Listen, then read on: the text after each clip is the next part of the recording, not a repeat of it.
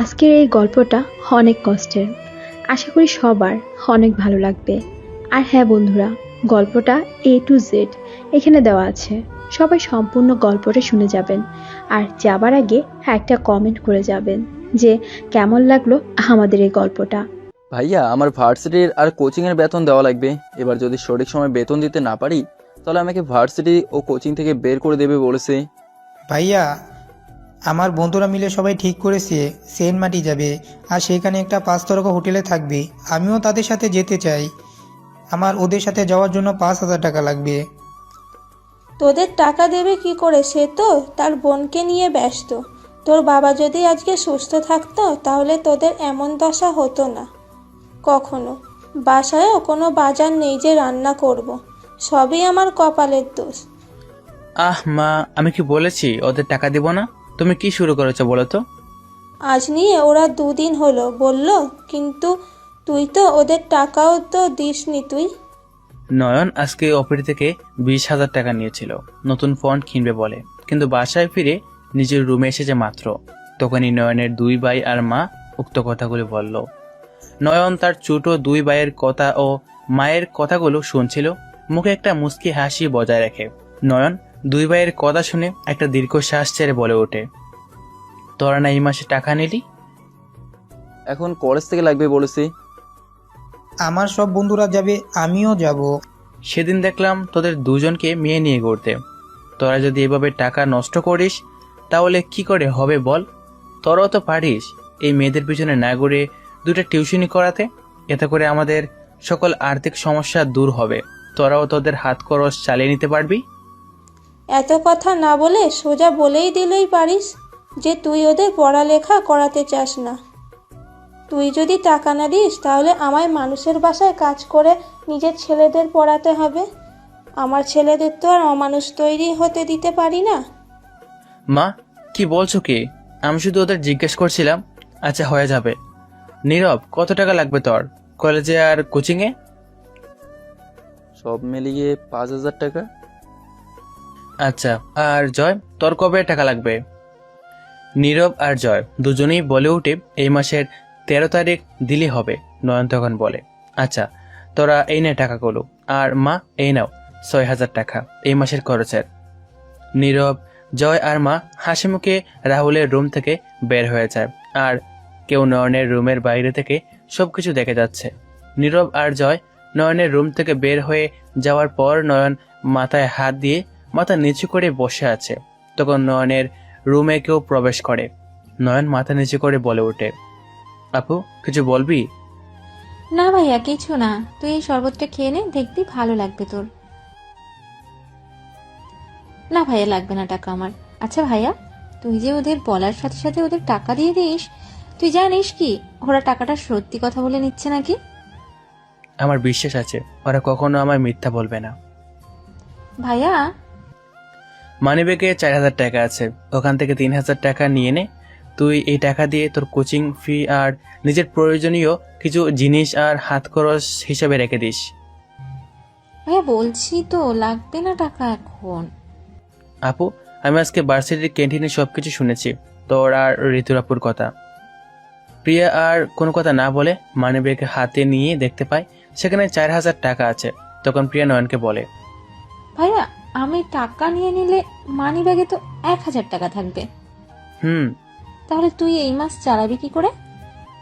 আরে সমস্যা হবে না তো। প্রিয়া নয়নের দিকে রাগের দৃষ্টিতে তাকিয়ে মানিব্যাগ থেকে 2,000 টাকা নিয়ে 2,000 টাকা রেখে যায়। নয়ন প্রিয়ার যাওয়ার দিকে তাকিয়ে একটা মুচকি হাসি দিয়ে বাথরুমে চলে যায়। নয়ন ফ্রেশ হয়ে বের হতেই মনে হয় বাবার ওষুধের টাকা দেওয়া হয়নি মায়ের কাছে। নয়ন মানিব্যাগ থেকে টাকা নিয়ে মায়ের রুমের সামনে চলে যায়। নয়ন রুমের সামনে গিয়ে শুনতে পেল ডলি বেগম বলছে, তোদের জন্য আর কত কথা শুনতে হবে ওই অনাথের কাছে? টাকার যখন দরকার হয় তখন একসাথে বলতে পারিস না? আর মেয়ে নিয়ে ঘোরার সময় চারপাশে চোখ কান খোলা রেখে চলাফেরা করতে পারিস না? মা আসলে আমরা বুঝতে পারিনি মা। চুপ কর। এই আপদগুলোকে কি করে যে বের করি বাসা থেকে সেই চিন্তা করে আমি মরি। আর তোর কি করিস শুনি? খেয়ে খেয়ে এক একটা অষ্টরম্ভা হচ্ছিস, একটা উপায়ও বের করতে পারলি না। তোদের আমার ছেলে বলতেও লজ্জা করে। নয়ন কথাগুলো শুনে একটা হাসি দিয়ে চলে আসে সেখান থেকে। নিচে এসে খাবার টেবিলে চলে যায়। টেবিলে গিয়ে দেখতে পায় প্রিয়া আগে থেকে টেবিলে বসে আছে। তখন নয়ন বলে, কিরে আপু, তুই খাবার খেয়েছিস? না, একসাথে খাবো। জয়, নীরব আর মা কই? তারা খাবার খেয়ে নিয়েছে। নয়ন প্লেট সামনে নিয়ে দেখতে পায় ডাল, সবজি আর মাছের কিছু কাটা রাখা আছে তার আর প্রিয়ার জন্য। নয়ন প্রিয়ার দিকে তাকিয়ে বলে, খাওয়া শুরু কর আপু। আচ্ছা ভাইয়া, তুই এদের কিছু বলিস না কেন? দেখছিস না এরা প্রতিদিন ভালো ভালো খাবার খেয়ে আমাদের জন্য সব কাঁটাযুক্ত খাবার রেখে যায়। কতদিন হলো একটু ভালো কোনো খাবার খাই না। যদি মা বেঁচে থাকতো তাহলে হয়তো এমন খাবার আমাদের খেতে হতো না।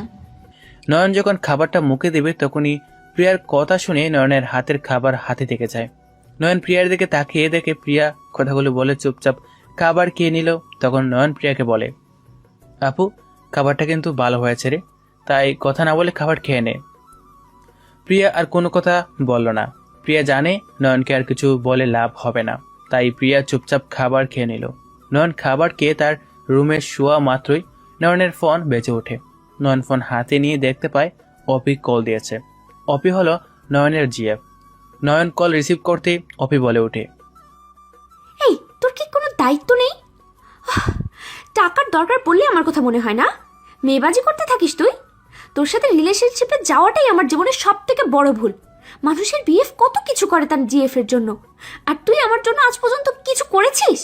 শুধু বাদাম আর রাস্তার ধারে চা নিয়ে আসতি, আর উল্টো আমার কাছ থেকে তুই টাকা ধার নিস, এমনকি আজকেও নিলি।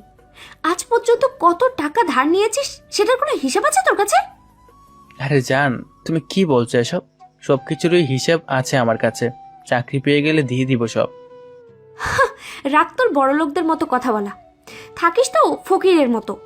আর শোন, তোর মতো ড্রাইভারের সাথে আমার রিলেশনশিপ কন্টিনিউ করা সম্ভব না। আরও শোন, কয়েকদিন পর আমি বিয়ে করছি। কি বলছো কি তুমি? তুমি না আমায় ভালোবাসো? তোর কি আছে? চলিস তো আমার টাকা দিয়ে। শোন, তুই যদি তোর পরিবারকে ছাড়তে পারিস তাহলে ফিরে আসিস আমার কাছে। যদি রাজি থাকিস তাহলে বিয়ের আগে এসে দেখা করিস, আর যদি না পারিস তাহলে আমার বিয়েতে ফকিরদের জন্য খাবার দাবার ব্যবস্থা করা হয়েছে, এসে খেয়ে যাস, আর আমার হাজবেন্ডকেও দেখে যাস। আরে তুমি আমাকে এসব বলে রাগাতে পারবে না জান। বলো কি করছো তুমি এখন জান? রাগ তোর জান তোর কাছে। আজকে থেকে তোর সাথে আমার কোনো সম্পর্ক নেই। তুই যদি আমার সামনে কখনো আসিস তাহলে তুই মারা পড়বি। আর তোর মতো ফকিরকে আমি এই টাকাগুলো ভিক্ষা দিলাম।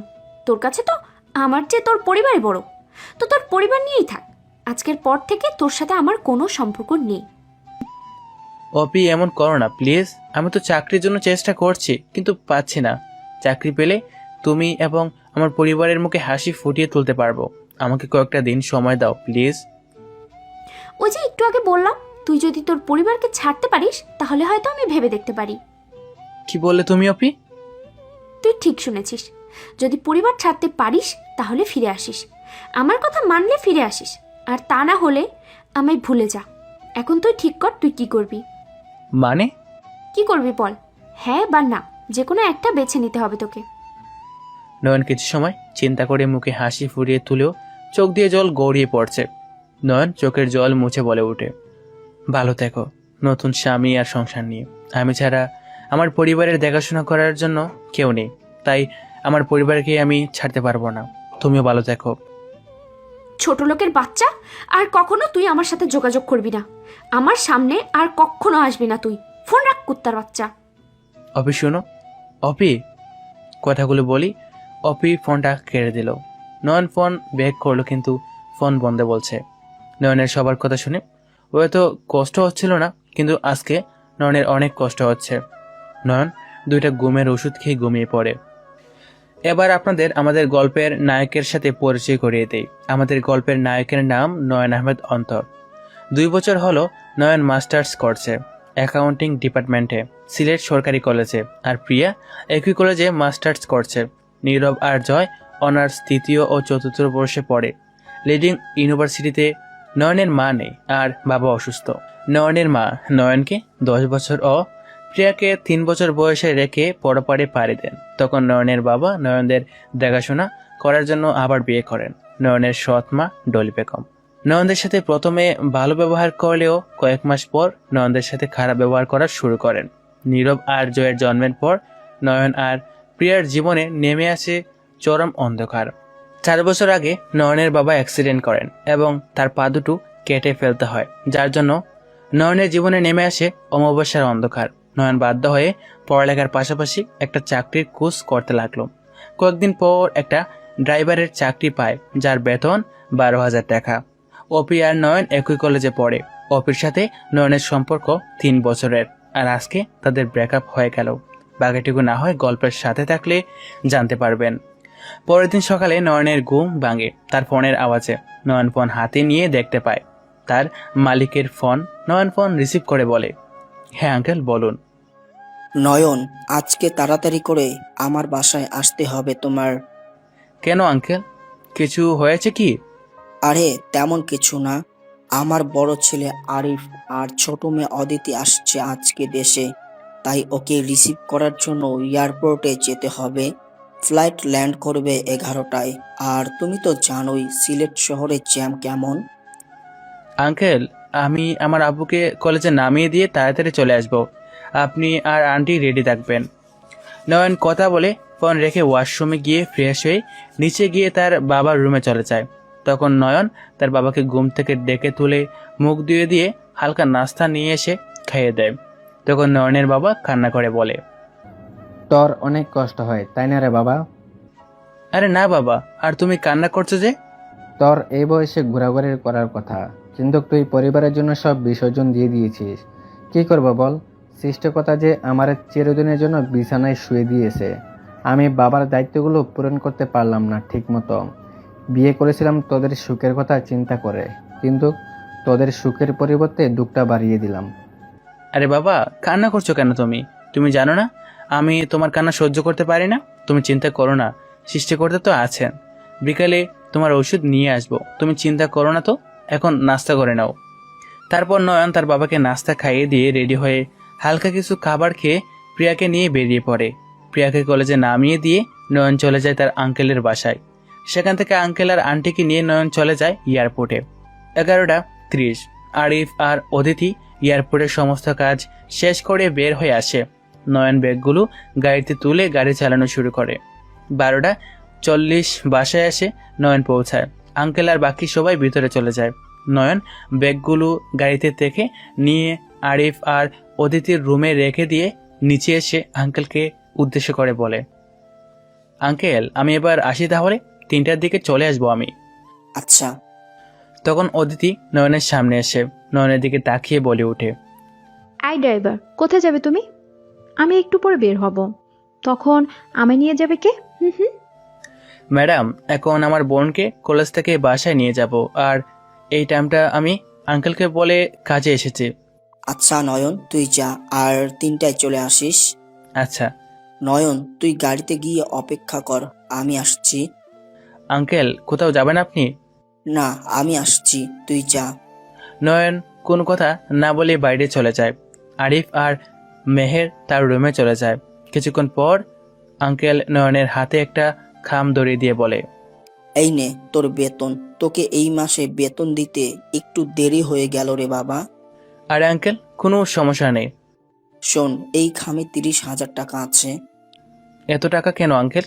তোকে বোনাস দিলাম, আজকে আমার ছেলে আর মেয়ে আমার কাছে এসেছে তাই। ও আচ্ছা। নয়ন টাকাগুলো গাড়ির সামনের সিটে রেখে গাড়ি চালানো শুরু করলো। নয়ন কলেজে এসে তার বন্ধু মিটনের কাছ থেকে পড়াগুলো নিয়ে প্রিয়ার জন্য অপেক্ষা করতে লাগলো। কিছুক্ষণ পর প্রিয়াও চলে আসে। নয়ন গাড়ি চালানো শুরু করলো। হঠাৎ প্রিয়া খাম দেখে বলে ওঠে, ভাইয়া এটা কি রে? ও এটা আঙ্কেল আজকে বেতন দিয়ে দিয়েছে। আর জানিস কত টাকা দিয়েছে? কত? 30,000 টাকা। হঠাৎ এত টাকা দেওয়ার কারণ? আরে আঙ্কেলের ছেলে আর মেয়ে বিদেশ থেকে পড়াশোনা শেষ করে এসেছে, তাই টাকাগুলো নিয়ে মায়ের হাতে দিয়ে দিবি, আর কিছু টাকা দিয়ে বাবার ওষুধ আর কাপড় কিনে নেব। কি বলিস তুই? ভাইয়া আমার 15,000 টাকা লাগবে, আর সেটা কালকেই লাগে। কেন? জানি না, স্যার বললো তাই। আচ্ছা রেখে দিস তোর কাছে টাকা, আর বাকি টাকাগুলো দিয়ে দিস মাকে। ভাইয়া তোর কি কোনো শখ বা ইচ্ছে নেই? পরিবারের বড় ছেলেদের শখ বা ইচ্ছা কোনোটাই থাকে না আপু, তাদের খাদে থাকে দায়িত্ব নামক সবচেয়ে বড় শখ বা ইচ্ছা। ভাই কি করব বল, আমিও চেষ্টা করছি কিন্তু কোনো কিছু পাচ্ছি না রে। তোর এই বাড়ি থাকতে তোর কোনো কিছুর দরকার হবে না, যদি কিছুর দরকার হয় তাহলে আমায় বলবি, দেখবি হাজির হয়ে যাবে। মা চলে যাওয়ার পর থেকেই তো তুই দিয়েই যাচ্ছিস সব কিছু। ভাইয়া আজকে অপি আপুকে দেখলাম একটা ছেলের সাথে ঘোরাঘুরি করতে। আপু ছেলেটাকে জড়িয়ে ধরেছিল। ও আচ্ছা, ভাইয়া কি হয়েছে বল তো? কই কিছু না তো। আমার দিব্যি ভাইয়া বল কি হয়েছে? প্রিয়া কি বলছিস কি? তাহলে সত্যি কথা বল। অপি আমার সাথে থাকতে চায় না। সত্যি তো, আমার কি আছে বলতো? আমার মতো একটা ড্রাইভারের সাথে থাকবে কি করে? আমি আজ পর্যন্ত অপিকে ভালো কিছু দিতে পারিনি, কোথায় ঘুরতে নিয়ে যেতে পারিনি, কোনো ভালো রেস্টুরেন্টে ভালো কিছু খাওয়াতে পারিনি, তাহলে অপি আমার সাথে থাকবে কি করে? হ্যাঁ। নয়ন কথাগুলো বলে চোখের পানি ছেড়ে দিল। নয়নের কথাগুলো শুনে প্রিয়ার চোখের কোণে জল চলে এলো। প্রিয়া সেই জল নয়নকে লুকিয়ে মুছল, বলে ওঠে, ভাইয়া আমি অপি আপুর সাথে একবার কথা বলে দেখি ঠিক করা যায় কিনা সব। আপু তুই এই কাজ করতে যাস না কখনো। কেন? তুই কি প্রিয়া আপুকে ছাড়া ভালো থাকবি? জানিস তো একটা জিনিস, যখন কোনো ফুল গাছে বা ফল গাছে চোরের হাত লেগে যায়, সেই গাছে কখনো আর ফুল বা ফল আসে না। ঠিক তেমনই আমাদের ভালোবাসার চোরের হাত লেগে গেছে, সেটা আর কখনো ঠিক হবে না। কিন্তু ভাইয়া চল রেস্টুরেন্টের ভিতরে। এখানে কেন? কালকে না বললি তোর ভালো খাবার খেতে ইচ্ছা করছে, তাই নিয়ে এলাম। ভাইয়া এখানে তো অনেক টাকা খরচ হবে। আজকে ভাইয়া তোকে খাওয়াই রে, তুই বল কি খেতে চাস। আজকে আমি তোকে ট্রিট দিলাম। ভাইয়া তুই অর্ডার কর। নয়ন ওয়ার্ডারকে ডাক দিয়ে কিছু খাবার অর্ডার করলো। তারপর ভাই বোন মিলে খাওয়া দাওয়া রেস্টুরেন্টের বিল মিটিয়ে বাসায় চলে আসে। ভাইয়া এই নে তোর 15,000 টাকা। বাসায় এসে গেছে, চল ভিতরে। তারপর দুজনে চলে যায় নিজের রুমে। ফ্রেশ হয়ে এসে নয়ন খাবার টেবিলে চলে আসে প্রিয়ার আগে। নয়ন টেবিলে এসে দেখতে পায় নয়ন আর প্রিয়ার খাবার বেড়ে রাখা।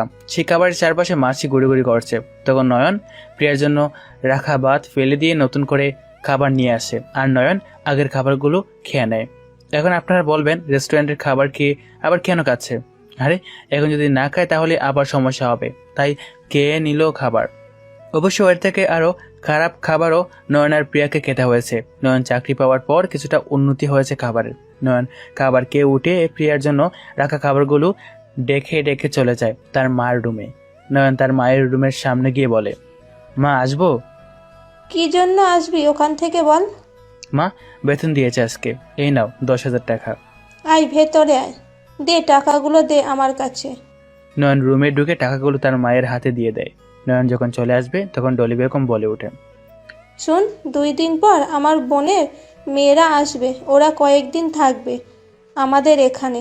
তুই আর প্রিয়া কয়েকদিনের জন্য অন্য কোথাও থেকে ঘুরে আয়, তোদেরও ঘোরা হবে ভাই বোনের। হালকা এসে বললাম, মা এত না ঘুরিয়ে সোজা বললেই তো হয়। আমরা যেন এই কয়েকদিন বাসায় না থাকি, যাতে তোমার বোনের মেয়েদের কোনো সমস্যা না হয়। ধরে নে তাই, কালকে বিকালে চলে যাবি তোরা। তোদের বাবাকে এই বিষয়ে কিছু বলবি না, আর বলেই কি করবে, তোর পঙ্গু বাবা আমার।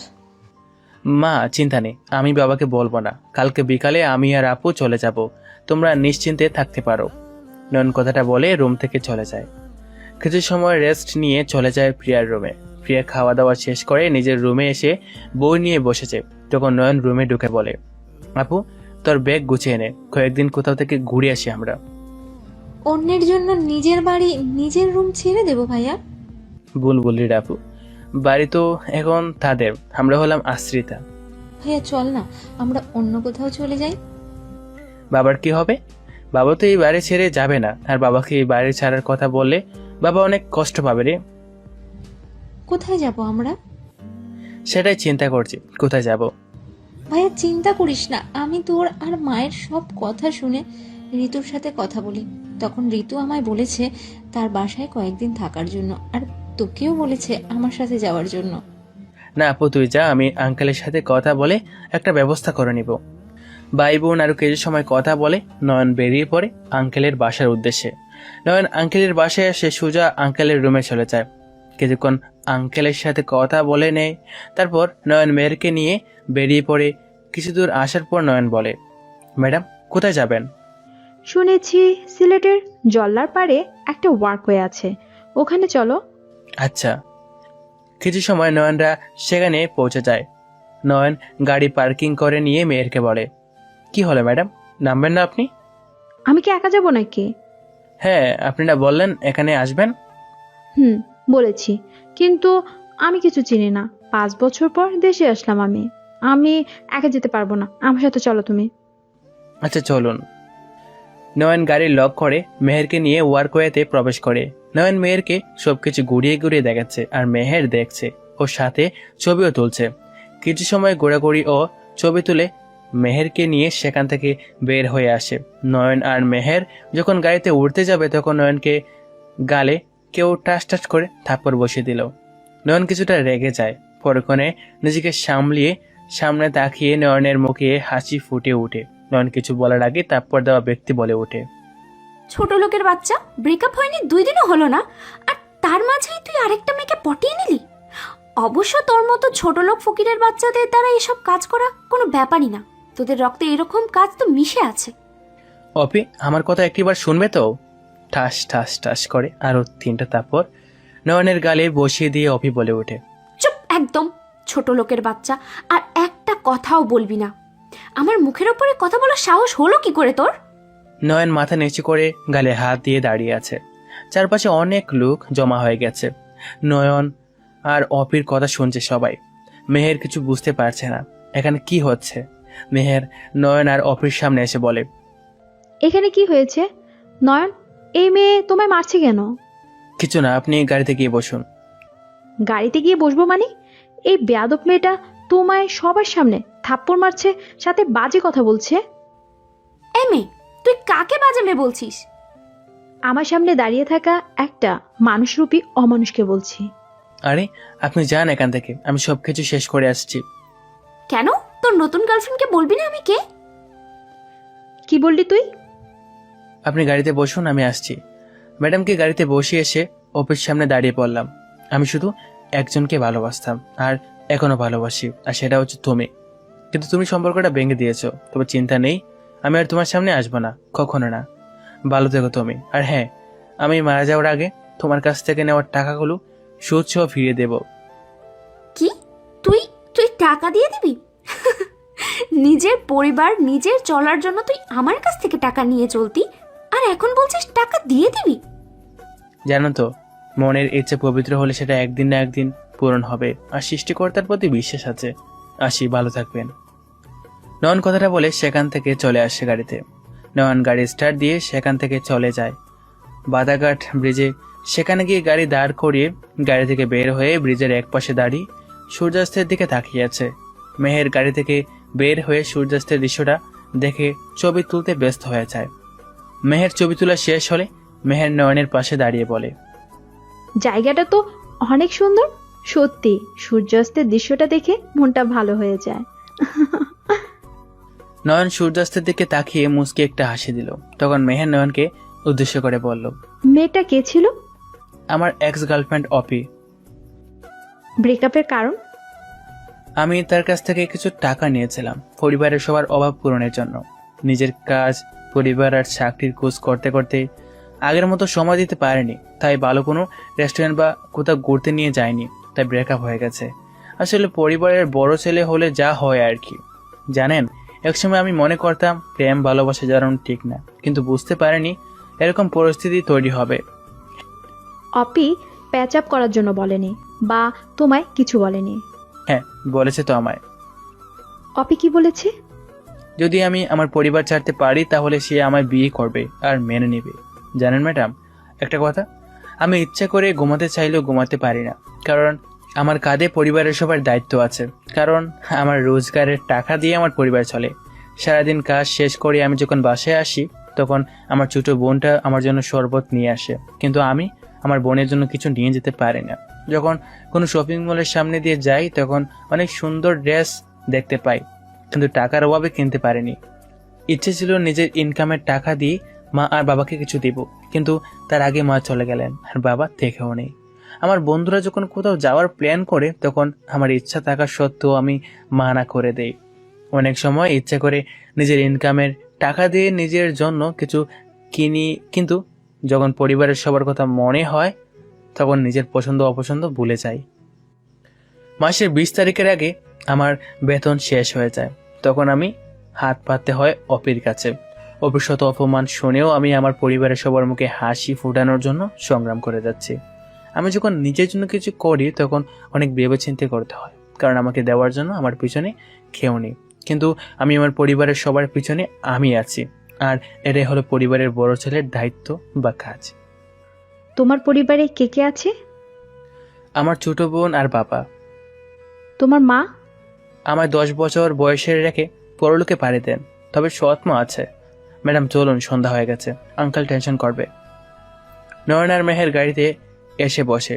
নয়ন গাড়ি চালানো শুরু করে। কিছু সময় পর নয়নরা চলে আসে।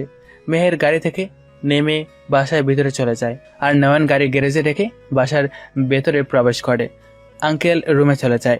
রুমের সামনে এসে নয়ন বলে, আঙ্কেল আসবো? আরে নয়ন, তুই ভেতরে আসতে অনুমতি নিচ্ছিস কেন? নয়ন, তারপরও আপনি আর আন্টি কথা বলছিলেন তো, তাই।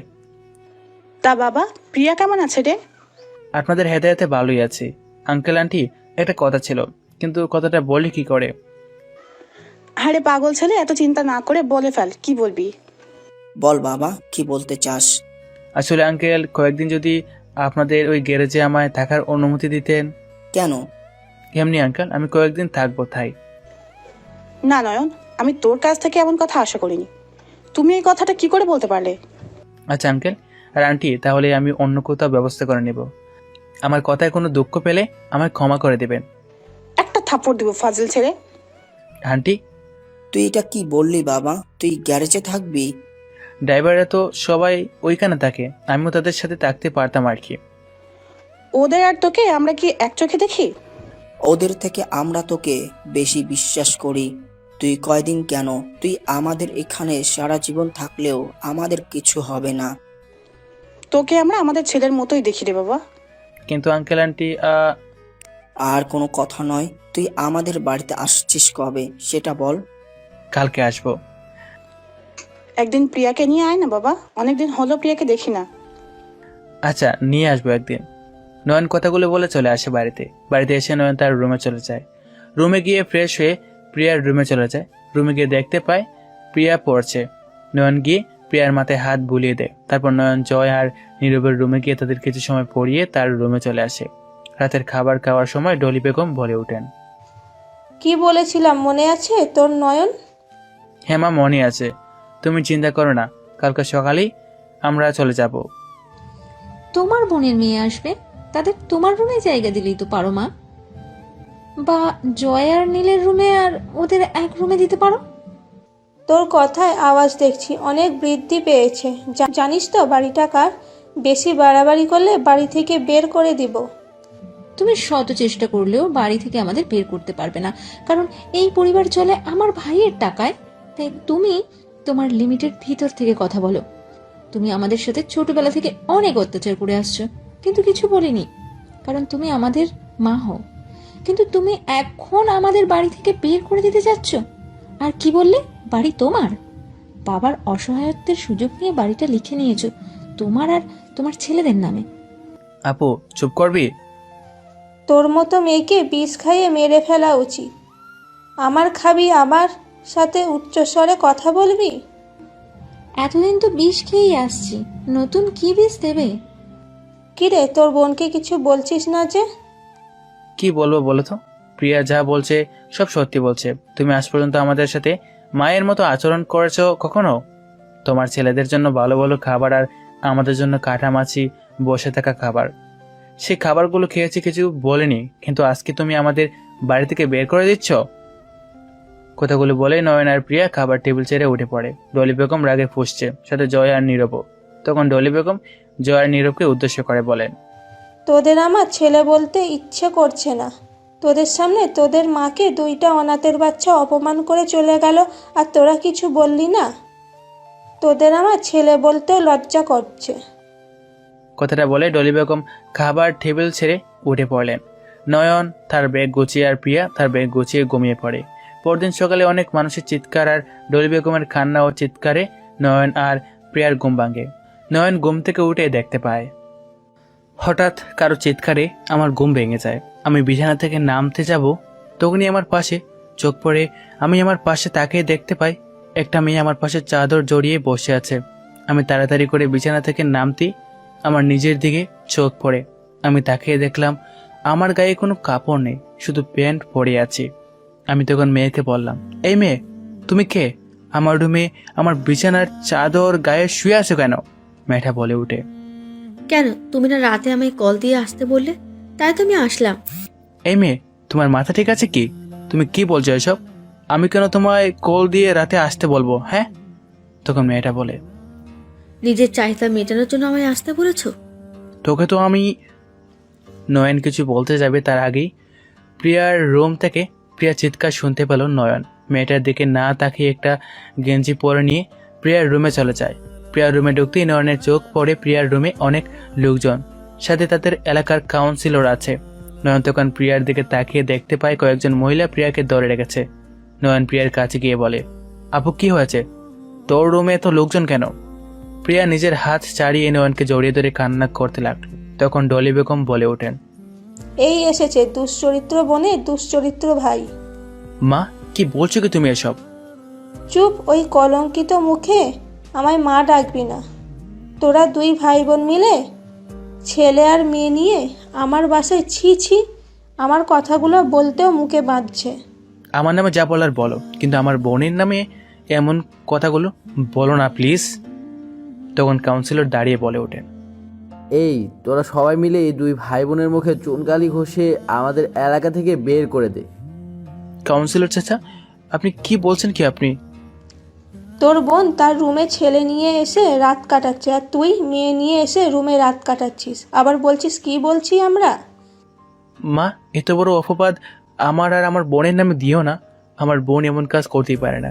আমি তোমাদের পায়ে পড়ি, তোমরা এমনটা করো না। কাউন্সিলরের কথা শুনে কয়েকজন এসে নয়নকে দৌড়ে আর কয়েকজন এসে প্রিয়াকে দৌড়ে। প্রথমে নয়নের মুখে চুন কালি দেওয়া হয়, তারপর যখন প্রিয়াকে দিতে যাবে তখন নয়ন কাউন্সিলরের পায়ে দৌড়ে কান্না করে বলে, চাচা, আমি আপনার পায়ে পড়ি, আপনি আমার বোনের সাথে এমনটা করবেন না। আমার বোনের জীবনটা ধ্বংস হয়ে যাবে, আপনি এমনটা করবেন না। প্রয়োজন হলে আমার শাস্তি দেন, কিন্তু আমার বোনকে এমন অপবাদ দিবেন না। প্রয়োজন হলে আমি নাকে কর দিতে রাজি আছি, আমার মাথার চুল ন্যাড়া করতেও রাজি আছি। কাউন্সিলর নয়নকে লাথি মেরে ফেলে দিল। তার পা থেকে তখন ডলি বেগম বলে ওঠেন, এই বকাটে ছেলের কথা শুনবেন কাউন্সিলর ভাই? এরা অনেক চালাক, ওরা এদের কথায় মায়াজালে ফাঁসিয়ে দেবে। মা, বললাম না তোর এমন মুখ নিয়ে আমায় মা বলে ডাকবি না। কাউন্সিলরের ইশারায় কয়েকজন মহিলা প্রিয়ার মুখে চুন খালি ঘষে দিল। প্রিয়া চেষ্টা করছিল, কিন্তু পাঁচজনের শক্তির সাথে পেরে উঠেনি। নয়ন ও প্রিয়াকে বাঁচাতে চেয়েছিল, কিন্তু নয়নকে আটকে রাখা হয়। নয়ন আর প্রিয়াকে চুন খালি ঘষে দিয়ে নয়নকে আর প্রিয়াকে সবাই বাসা থেকে বের করে দিল। নয়ন সবার হাতে পায়ে দৌড়ে কিছু করতে পারেনি।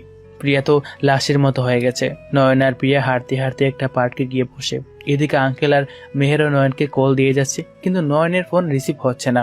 নয়ন প্রিয়াকে রেখে একটা কলের সামনে গিয়ে নিজের মুখ ধুয়ে ফেলে, তারপর প্রিয়ার জন্য পানি নিয়ে যায়। নয়ন পানি নিয়ে গিয়ে দেখতে পায় প্রিয়া সেখানে নেই।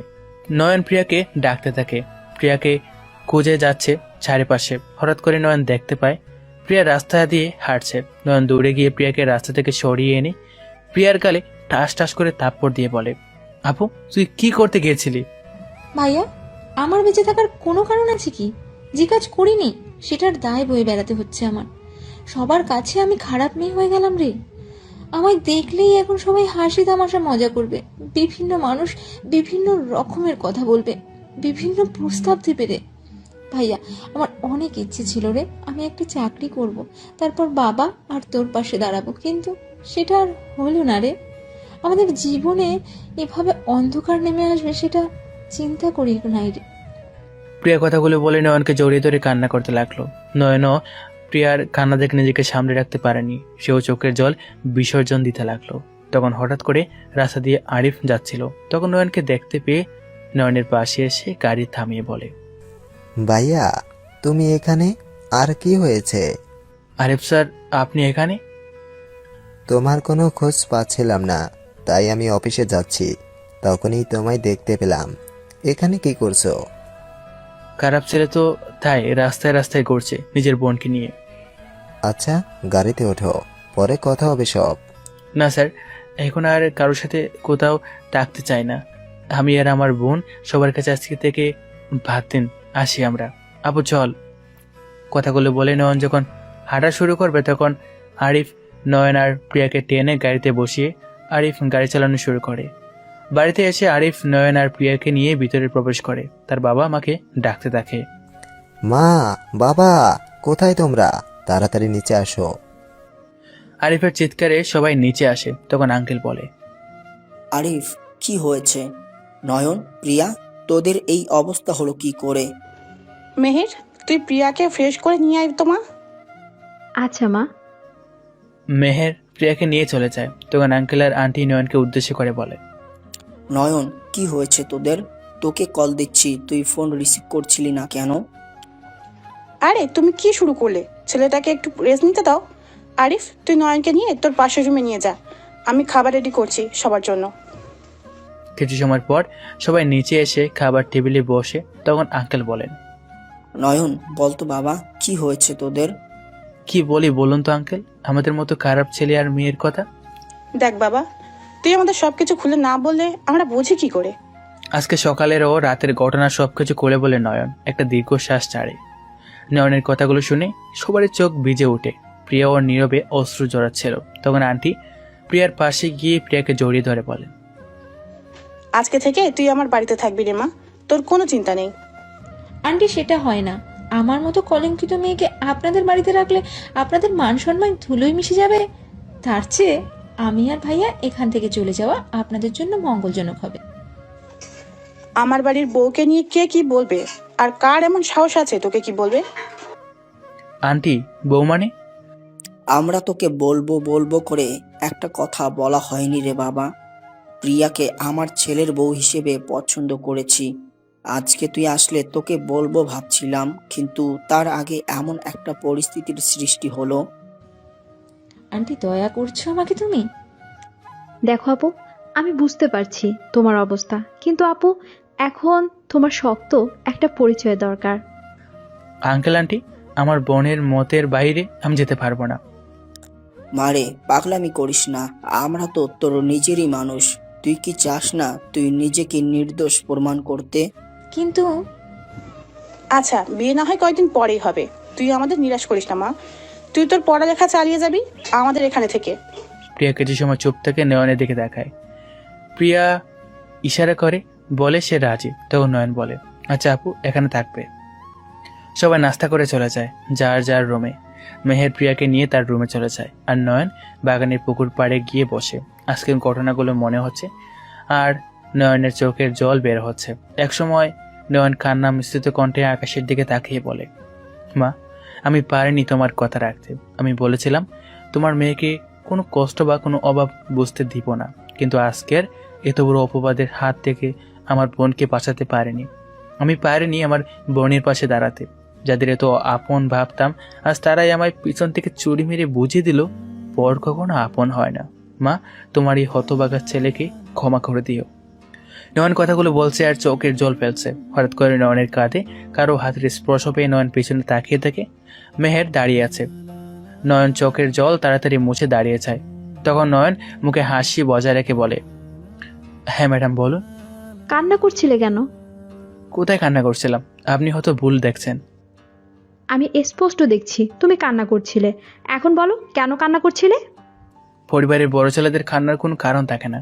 পরিবারের বড় ছেলেরা কান্না করে সবার আড়ালে কিংবা রাতের অন্ধকারে, যে কান্নার কোনো আওয়াজ থাকে না, থাকে শুধু আফসোস আর পরিবারের দায়িত্ব। কি হয়েছে বলবে আমায়? শুনেছি নিজের কষ্টগুলো অন্যের সাথে শেয়ার করলে একটু হালকা হয়। তুমি তোমার কষ্টগুলো আমার সাথে শেয়ার করতে পারো। বাদ দিন, জেনে আর কি করবেন? আর কি বলেন অন্যের সাথে শেয়ার করব? আপনি ভুল জানেন। কি ভুল জানি? ওই যে কষ্ট শেয়ার করার কথাটা। নয়ন কথাটা বলে চলে আসে সেখান থেকে। রাত 8টায় নয়নের ফোন বেজে ওঠে। তখন নয়ন ফোন বের করে দেখতে পায় তার ভাই নীরবের কল। নয়ন রিসিভ করতেই নীরব বলে, ভাইয়া বাবা কেমন যেন করছে, তুমি তাড়াতাড়ি চলে আসো, আমরা কিছুই বুঝতে পারছি না, প্লিজ ভাইয়া প্লিজ। আচ্ছা তোরা চিন্তা করিস না, আমি আসছি। তুমি তাড়াতাড়ি আসো ভাইয়া। নয়না তাড়াতাড়ি করে বের হয়ে যায় বাসা থেকে। কিছুক্ষণ পর নয়ন তার নিজের বাসায় এসে পৌঁছে যায়। নয়ন বাসায় এসে দেখতে পায় সবাই বাসায় বসে ডান্স করছে। নয়ন নীরবকে খুঁজতে থাকে। কিছুক্ষণ পর নয়ন নীরবকেও পেয়ে যায়। তখন নয়ন নীরবকে বলে, কি রে নীরব, এসব কি? দেখতে পারছো না সবাই নাচানাচি করছে আর এনজয় করছে। তুই না বলি বাবা অসুস্থ? বাবা কোথায়? ওই বুড়ো তার রুমে আছে, দেখো গিয়ে। বুঝতে বাকি রইল না যে নীরব ড্রিঙ্কস করেছে। আমি সেখানে সময় নষ্ট না করে চলে এলাম বাবার কাছে। বাবার রুমে এসে দেখতে পেলাম বাবা শুয়ে আছে। আমি বাবার কাছে গিয়ে বললাম, বাবা কেমন আছো তুমি? তুমি ঠিক আছো তো? বাবা তুই এসেছিস? বাবা তুই এসেছিস? আমি জানতাম তুই আসবি। তোরা চলে যাওয়ার পর থেকে ও বাসায় কী সব শুরু করেছে দেখ। আমি বাধা দেওয়াতে আমার ওপর ও হাত তুলেছে ওরা। কি বলছো কি বাবা তুমি? তোমার উপর হাত তুলেছে ওরা? মানে কে তুলেছে? তোর মা, জয় আর নীরব। আমি আসছি, 1 মিনিট। নয়ন তার বাবার রুম থেকে বের হয়ে আসে। সবাই যেখানে ডান্স করছে, তারপরে মিউজিক বন্ধ করে সমস্ত ড্রিঙ্কস ফেলে দিল। সবাইকে বাসা থেকে বের হয়ে যাওয়ার জন্য বলে চিৎকার করে। তখন জয়, নীরব আর তার মা সামনে আসেন। এসে নয়নকে বলে, এই তোর তো সাহস কম না, তুই আমার বাসায় এসে আমার অনুষ্ঠানে বাগড়া দেওয়ার চেষ্টা করছিস। কি শুরু করেছো কি তুমি? হ্যাঁ, তুমি তোমার বাসা বলে তুমি আর তোমার ছেলে মিলে বাবার সাথে এমন ব্যবহার করবে? তুমি বাসায় কি শুরু করেছো? যে এই বাসায় কখনো মদের প্রবেশ হয়নি, আজকে তুমি সেই বাসায় মদ নিয়ে এসে ফুর্তি করছো? ভাইয়া মুখ সামলে কথা বলবি কিন্তু। চুপ, একদম চুপ, কোনো কথা বলবি না। তোদের অনেক সাহস বেড়েছে খুব। পরিস্থিতি বেগতিক দেখে ডলি বেগম সবাইকে চলে যেতে বলেন। তারপর নীরব এসে পিছন থেকে নয়নের মাথায় রোড দিয়ে আঘাত করে 2 বার। সাথে সাথে নয়ন মা বলে মাথায় হাত দিয়ে বসে পড়ে আর মাথা দিয়ে রক্ত পড়া শুরু হয়। তখন নয়ন বলে, নীরব আমি তোদের জন্য আমরা সম্পত্তির কোনো ভাগ পাইনি, তাই তো কালকে তোদের প্ল্যান করে বাড়ি থেকে বের করে দিলাম। কিন্তু ওই বুড়ো অনেক আগেই চালাকি করে তোর নামে সবকিছু লিখে দিয়েছে, এখন তোকে মেরে সেগুলো নিয়ে নেব। তোদের জন্য আমি সব করলাম আর তোরা সামান্য সম্পত্তির জন্য এমন করলি? আরে তোরা বললে আমি নিজে নিজের জীবনটা দিয়ে দিতাম, তার জন্য আমার বোনটাকে এমন শাস্তি কেন দিলি তোরা?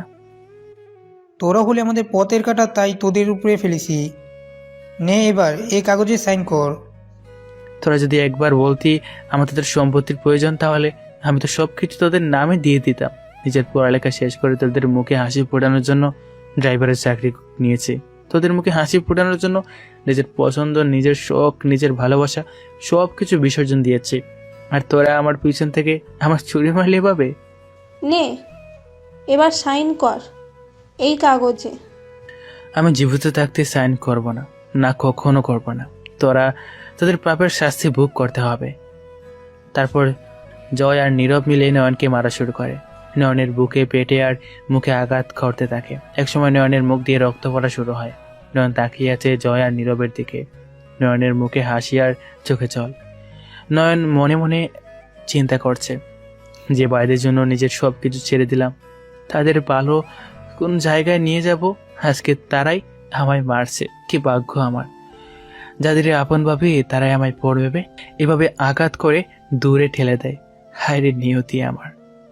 হঠাৎ নয়ন একটা কাশি দিল আর মুখ দিয়ে অনেক রক্ত বের হয়ে যায়। অতিরিক্ত রক্ত বের হওয়ায় ও মাথায় আঘাতের কারণে নয়ন অজ্ঞান হয়ে যায়।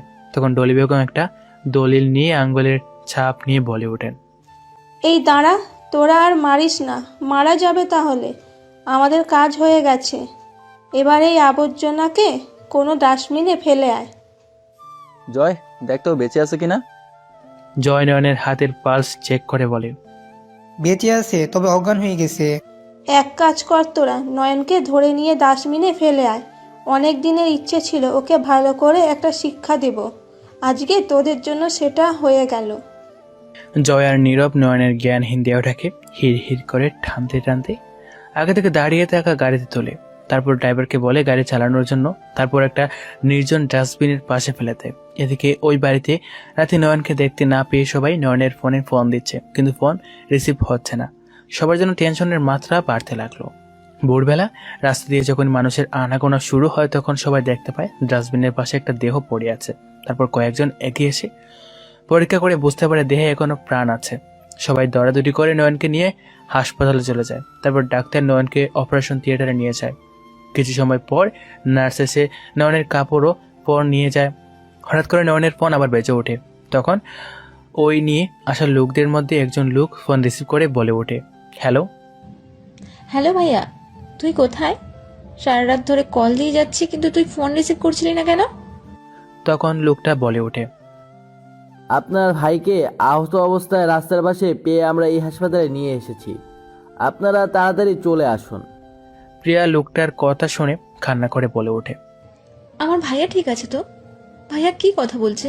প্লিজ ভাইয়ার কাছে ফোন নিয়ে দেন না, আমি ভাইয়ার সাথে কথা বলবো। লোকটা বলে, দেখুন, আপনারা তাড়াতাড়ি চলে আসুন। আপনার ভাইয়াকে অপারেশন থিয়েটারে নেওয়া হয়েছে। ডাক্তার বের না হলে কিছু বলতে পারছি না। আপনারা এই হাসপাতালে চলে আসুন। হ্যাঁ, আমরা আসছি। প্রিয়ার কান্না করা দেখে আন্টি, আঙ্কেল, আরিফ ও মেহের প্রিয়ার কাছে আসে। তখন আন্টি প্রিয়াকে বলে, কি রে প্রিয়া, নয়ন কি বললো? আর তুই কেন কান্না করছিস কেন? আন্টি, ভাইয়াকে নাকি আহত অবস্থায় রাস্তার পাশে পাওয়া গেছে। তার কয়েকজন মিলে ভাইয়াকে হাসপাতালে নিয়ে গেছে। ভাইয়ার অপারেশন চলছে।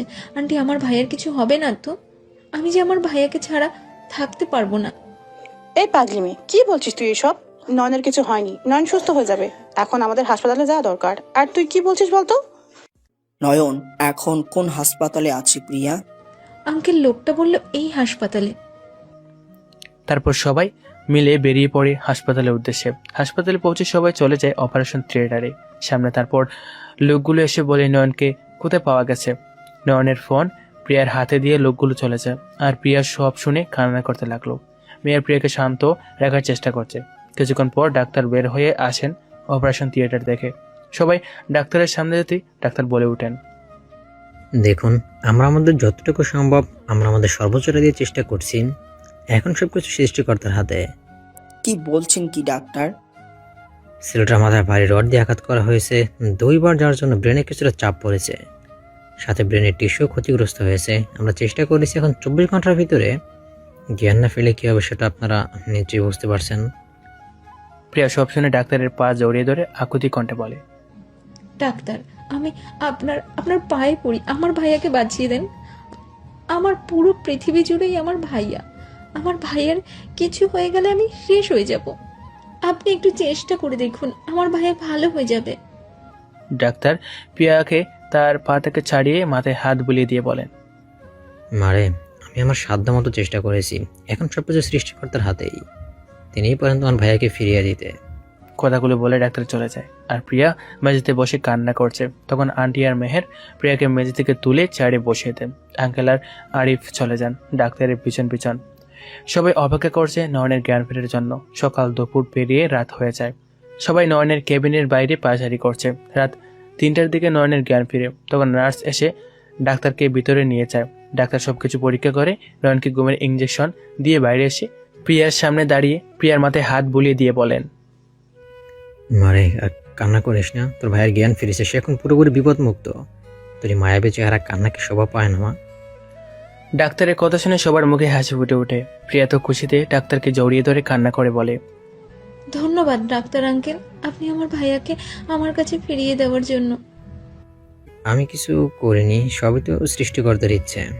পরদিন সকালে নয়নের জ্ঞান ফিরে সবাই নয়নের সাথে কথা বলে। প্রিয়া নয়নকে ধরে কান্না করে দিল। নয়ন প্রিয়ার মাথায় হাত বুলিয়ে দিল। 15 দিন পর নয়নকে হাসপাতাল থেকে বাসায় নিয়ে যাওয়া হয়। নয়ন রুমে গিয়ে কিছু সময় রেস্ট নিয়ে ছাদে চলে যায়। নয়ন ছাদে দাঁড়িয়ে তাকিয়ে আছে মেঘলা আকাশের দিকে। তখন মেহের নয়নের পাশে এসে দাঁড়ায়। নয়ন সেটা বুঝতে পেরে বলে ওঠে, আরে ম্যাডাম যে। আমাকে ম্যাডাম না বলে মেহের বলে ডাকলে খুশি হব। কেন? কারণ আমি তোমার থেকে অনেক ছোট, তাই। ও আচ্ছা। একটা প্রশ্ন করব? বলেন। নতুন করে কারোর সাথে পথ চলতে ইচ্ছে করে না? না, করে না, কারণ সেই পথটা ভেঙে গেছে, সেটা আর মেরামত করা যাবে না। যদি মেরামত করার চেষ্টা করি তাহলেও কি হবে না? হুম হুম। না, হবে না। আমি কিন্তু ছেড়ে দেবার পাত্র নই। আমি রাস্তাটা ঠিক করেই ছাড়বো চিরকালের জন্য। জানেন, আমি সেদিন অপিকে একটা কথা জিজ্ঞেস করেছিলাম, আর অপি সেই কথার কি উত্তর দিয়েছিল? কি বলেছিল অপি? অপি, আমি যদি কখনো হারিয়ে যাই তখন তুমি আমাকে পাওয়ার জন্য তুমি কি করবে? তোমাকে পাওয়ার জন্য আমি সব কিছু করতে পারি। তোমাকে এভাবে আমি জড়িয়ে ধরে রাখবো ভালোবাসার বন্ধনে, যা কখনো ছেড়ে যাবে না।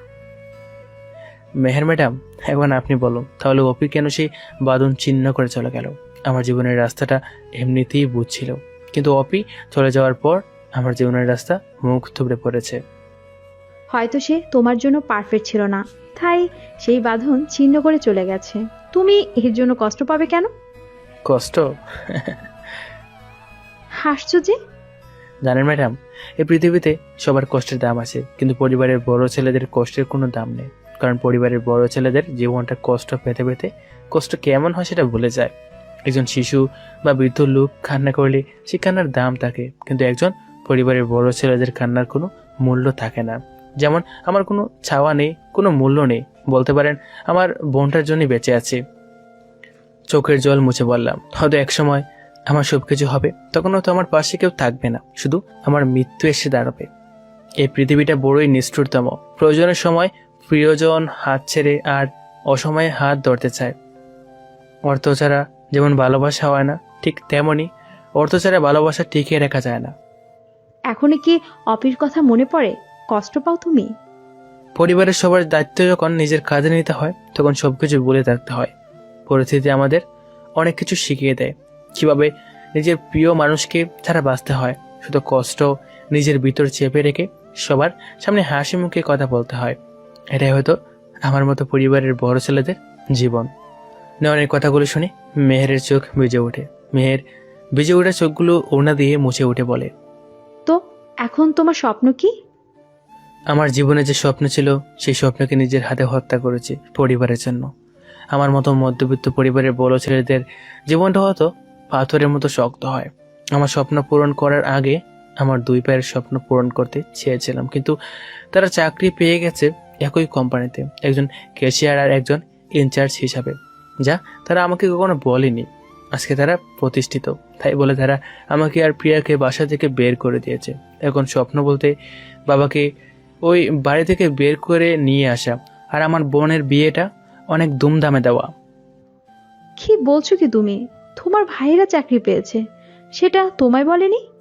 জানি। যেদিন রাতে বাসা থেকে বের হয়েছিলাম তখন নীরব আর জয়ের ভার্সিটির স্যারের সাথে দেখা হয়। স্যার তখন আমার সবকিছু খুলে বলেন। আচ্ছা, ওরা আমায় বললে কি আমি ওদের চাকরিটা নিয়ে নিতাম? ওরা কি আমার নিজের ভাই ভাবতে পারেনি?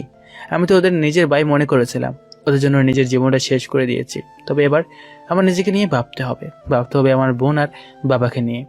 আচ্ছা, পুরাতন কথা বাদ দাও, চলো নিচে সবাই অপেক্ষা করছে। আপনি যান, আমি আসছি। মেহের নিচে চলে যায়। কিছুক্ষণ পর নয়ন এসে সবার সাথে খেতে বসে খাওয়া দাওয়া করে। নয়ন চলে যায় তার রুমে। প্রিয়া আন্টিকে রান্না করে সাহায্য করছে। এতদিন আরে প্রিয়াকে নিয়ে ভার্সিটিতে নামিয়ে দিয়ে আসতো, আবার নিয়েও আসতো। মেয়ের তার বাবার রুমে গিয়ে তার বাবাকে বলে, বাবা, কি করো তুমি? কিছু না রে মা, কিছু বলবি? আচ্ছা বাবা, শুনলাম নয়নের মাস্টার শেষ অনেক আগেই, তাহলে নয়নকে কেন আমাদের কোম্পানিতে চাকরি দিচ্ছ না? বলেছিলাম, কিন্তু নয়ন বলেছে সে নিজের চেষ্টায় চাকরি নেবে, কারো রেকমেন্ডেশনে সে চাকরি নেবে না। আচ্ছা বাবা, আমাদের কোম্পানির শাখা কয়টা আছে বাংলাদেশে? দেশে আছে 7টা আর বিদেশে 2টা। আচ্ছা। মেহের চলে আসে তার বাবার রুম থেকে। নয়ন ওই বাসা থেকে নিয়ে আসা সকল সার্টিফিকেট, মার্কশিট সবকিছু বের করে আবার নিজেকে তৈরি করতে থাকে চাকরির জন্য। পরের দিন সকালে নয়ন বেরিয়ে পড়ে চাকরির উদ্দেশ্যে। নয়ন বিভিন্ন জায়গায় চেষ্টা করে, কিন্তু সবাই চাকরির স্বার্থে ঘুষ দেওয়ার কথা বলে। নয়ন বিকেলে ক্লান্ত হয়ে বাসায় ফিরে, তখন প্রিয়া শরবত নিয়ে রুমে আসে।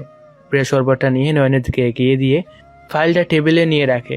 তখন নয়ন বলে, আপু, পড়ালেখা কেমন চলছে তোর সাথে কথা বলা হয়নি কয়েকদিন ঠিক করে। ভাইয়া ভালোই চলছে, তুই ফ্রেশ হয়ে আয়, আমি খাবার বাড়ছি। বাসার সবাই কোথায় দেখছি না যে? সবাই কি একটা অনুষ্ঠানে গেছে, আমাকে বলেছিল কিন্তু আমি যাইনি। কেন? আমি তোকে ছাড়া কোনো অনুষ্ঠানে গিয়েছি কি? আরে পাগলি, ওদের সাথে গেলে ভালোই লাগতো তোর। আমার ভাইয়ার সাথে আছি, আমি ভালোই আছি। তুই ফ্রেশ হয়ে আয়, আমি খাবার রেডি করছি। নয়ন আর প্রিয়া খাওয়া দাওয়া শেষ করে নয়ন চলে যায় তার রুমে, আর প্রিয়া রান্না করে সবকিছু গুছিয়ে তার রুমে চলে যায়। নয়ন রুমে এসে খবরের কাগজ নিয়ে বসে এক এক করে কয়েকটা চাকরির পোস্ট সিলেক্ট করতে থাকে। তখন প্রিয়ার রুমে আসে আর বলে, ভাইয়া কি করছিস? দেখি না কোনো চাকরি জোগাড় করতে পারে কিনা। ভাইয়া এই দেখ, একটা কোম্পানি অনলাইনে তাদের কোম্পানির জন্য নিয়োগ বিজ্ঞপ্তি দিয়েছে। প্রিয়ার হাত থেকে মোবাইল নিয়ে দেখতে পেলাম DR গ্রুপ নামে একটা বিদেশি কোম্পানি তাদের কোম্পানির জন্য ম্যানেজার নিয়োগ দিয়েছে। একবার চিন্তা করলাম ফেক হতে পারে, তাই প্রিয়ার হাতে মোবাইল দিয়ে বললাম, না রে, এটা ফেক হতে পারে। ভাই চেষ্টা করে দেখ, এটা রিয়েলও হতে পারে। তাছাড়া তুই তোর CV অন্যত্র দিয়েছিস কিন্তু কিছু হয়নি, এখানে দিয়ে রাখলে সমস্যা কি? আমি তাড়াতাড়ি করে তাদের দেওয়া ইমেইলে আমার CV সব প্রয়োজনীয় ডকুমেন্ট আর আমার নাম্বার পাঠিয়ে দিলাম। এভাবে কেটে যায় 7 দিন। এই 7 দিন নয়ন অনেক কষ্ট করেছে চাকরির জন্য, কিন্তু পায়নি একটা চাকরিও। নয়ন সকালে ঘুমিয়েছিল, হঠাৎ করে প্রিয়া এসে নয়নকে ডাকতে থাকে। ভাইয়া, এই ভাইয়া তাড়াতাড়ি উঠ, দেখ এটা কি হয়েছে। প্রিয়ার চেঁচামেচি ঘুমটা ভেঙে গেল। আমি চোখ ডলতে ডলতে বললাম, কি হয়েছে আপু? হঠাৎ করে এভাবে আমার ঘুম ভাঙানোর দরকার কি ছিল? ভাইয়া এটা দেখ আগে তুই। আমি ফোন হাতে নিয়ে দেখতে পেলাম 7 দিন আগে যে কোম্পানিতে CV দিয়েছিলাম সেই কোম্পানি সেটা অ্যাকসেপ্ট করেছে এবং ইন্টারভিউর জন্য বাংলাদেশে অবস্থিত তাদের শাখা অফিসে যাওয়ার জন্য বলেছে আজকে সকাল 11টায়। প্রিয়ার দিকে তাকিয়ে বললাম, এত খুশি হচ্ছিস কেন আপু? ইন্টারভিউ এর জন্য ডেকেছে, চাকরি তো আর হয়নি। ভাইয়া তুই শুধু নেগেটিভ চিন্তা করিস কেন, পজিটিভ চিন্তা করতে পারিস না? যার জীবনটাই নেগেটিভ সে করবে পজিটিভ চিন্তা? হ্যাঁ, দূর, ভালো লাগে না। তুই ফ্রেশ হয়ে নিচে আয়, নাস্তা করে নিবি। নয়ন ফ্রেশ হয়ে নিচে চলে যায়, তারপর সবাই মিলে নাস্তা করে নেয়। নয়ন রুমে এসে কিছু কাগজ একটা ফাইলে নিয়ে রেডি হয়ে নেয়। নয়ন নিচে আসতেই মেহের বলে ওঠে, best wish for you job interview. ধন্যবাদ। নয়ন ইন্টারভিউর জন্য চলে আসে। তখন নয়ন জয় আর নীরবকে দেখতে পায়। নয়নের ইচ্ছে করছিল তাদের সাথে গিয়ে কথা বলবে, কিন্তু তাদের কাজের কথাগুলো মনে হতে নয়ন বসে পড়ে। কিছু সময় ইন্টারভিউ শুরু হয়। নয়নকে যা প্রশ্ন করা হয় নয়ন তার সব কিছুরই উত্তর দিয়ে দেয়। নয়ন ইন্টারভিউর জন্য চলে আসে। তখন নয়ন আর জয় নীরবকে দেখতে পায়। নয়নের ইচ্ছে করছিল তাদের সাথে গিয়ে কথা বলবে, কিন্তু তাদের কাজের কথাগুলো মনে হতেই নয়ন বসে পড়ে। কিছু সময় ইন্টারভিউ শুরু হয়। নয়নকে যা প্রশ্ন করা হয় নয়ন তার সব কিছুর উত্তর দিয়ে দেয়। নয়নকে অপেক্ষা করার জন্য বলা হয়। সবার ইন্টারভিউ নেওয়া শেষ হয়, সবাই অপেক্ষা করছে চাকরির নামে সেই সোনার হরিণটাকে নিজের করে নেওয়ার জন্য। নয়ন তাদের মধ্যে একজন। অফিসের পিয়ন এসে সবাইকে নিয়ে যায় একটা রুমে। তারপর অফিসের CEO এসে তাদের নাম বলা শুরু করে, যারা এই সোনার হরিণকে নিজের করে নিয়েছে। 10 জনের নাম বলা হয়, কিন্তু এই 10 জনের নামের ভিতরে নয়নের নাম ছিল না। নয়ন সেখান থেকে চলে আসবে। তখন জয় আর নীরব নয়নের সামনে এসে বলে, কি মনে করেছিলে আমাদের এখানে চাকরি করবে তুমি? কয়েকদিন পর আমরাই হবে এই কোম্পানির CEO। আমরা থাকতে সেটা কখনো হতে দিব না তোমার, আর তোর বোনের জীবন নরক করে ছেড়ে দিব আমরা। যার জন্য করলাম ছুটি সেই বলে চোর। ভালো থাক তোরা। সৃষ্টিকর্তার কাছে প্রার্থনা করে তোদের মনের আশা যেন পূরণ হয়। নয়ন একটা হাসি দিয়ে সেখান থেকে চলে আসতে যাবে, তার আগেই পিয়ন এসে নয়নকে থামিয়ে দিল। তারপর নয়নকে টানতে টানতে সবার সামনে থেকে একটা রুমে নিয়ে যায়। আর পিয়নকে নয়ন বলে, চাচা আমার এখানে কেন নিয়ে এলেন?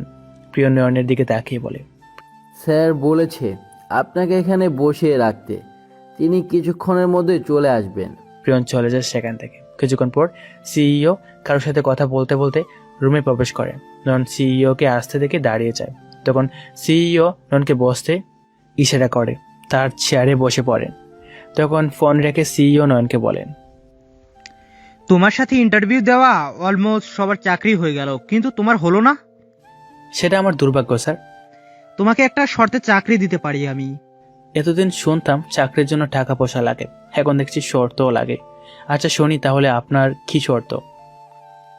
তোমাকে আমি এই কোম্পানির অ্যাকাউন্টেন্ট পদে নিয়োগ দেব, তবে আমাকে মাসে মূল হিসাব থেকে 50,000 টাকা দিতে হবে। তুমি এই 50,000 টাকার হিসেবে কিভাবে দেখাবে সেটা তোমার ব্যাপার, এবং তোমায় কোম্পানি থেকে সকল সুযোগ সুবিধা দেওয়ার চেষ্টা করব। তোমার অ্যাকাউন্টিং এর রেজাল্ট ভালো দেখলাম, তাই তোমার জন্য এই অফার। এখন তুমি দেখো তুমি কি করবে, বলো। স্যার, আমি শিক্ষা অর্জন করেছি সঠিক কাজে সেটা প্রয়োগ করার জন্য। কোনো খারাপ কাজে আমি আমার অর্জন করা শিক্ষা নষ্ট করব না।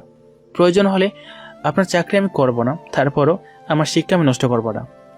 নয়ন চেয়ার ছেড়ে উঠতে যাবে, তখনই আবার বসে সিইওর উদ্দেশ্য করে বলে, স্যার, আপনাকে এই কোম্পানির মালিক বিশ্বাস করে তার কোম্পানির দায়িত্ব দিয়েছেন, আর আপনি সেই মালিককে ঠকানোর চিন্তা করছেন। আসলে আপনাদের মতো কিছু মানুষের জন্য কোম্পানির মালিকরা আজকে ক্ষতিগ্রস্ত, আর আপনাদের কারণে আমাদের মতো সৎ ও পরিশ্রমী ছেলেরা চাকরি নামক সোনার হরিণ চুয়েও ছুতে পারছে না।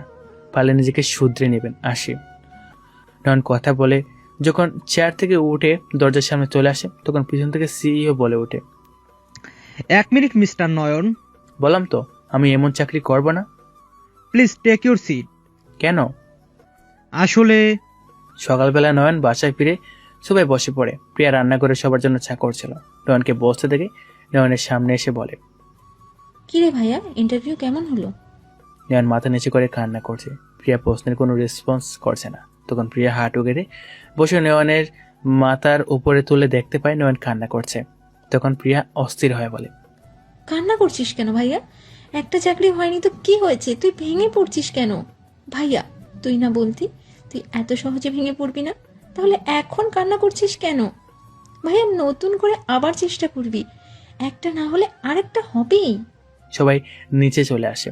তখন আঙ্কেল নয়নের সামনে এসে বলে, কি রে নয়ন, কান্না করছিস কেন? দেখো না আঙ্কেল, আমিও জিজ্ঞেস করছি কিন্তু কিছুই বলছে না, শুধু কান্না করছে।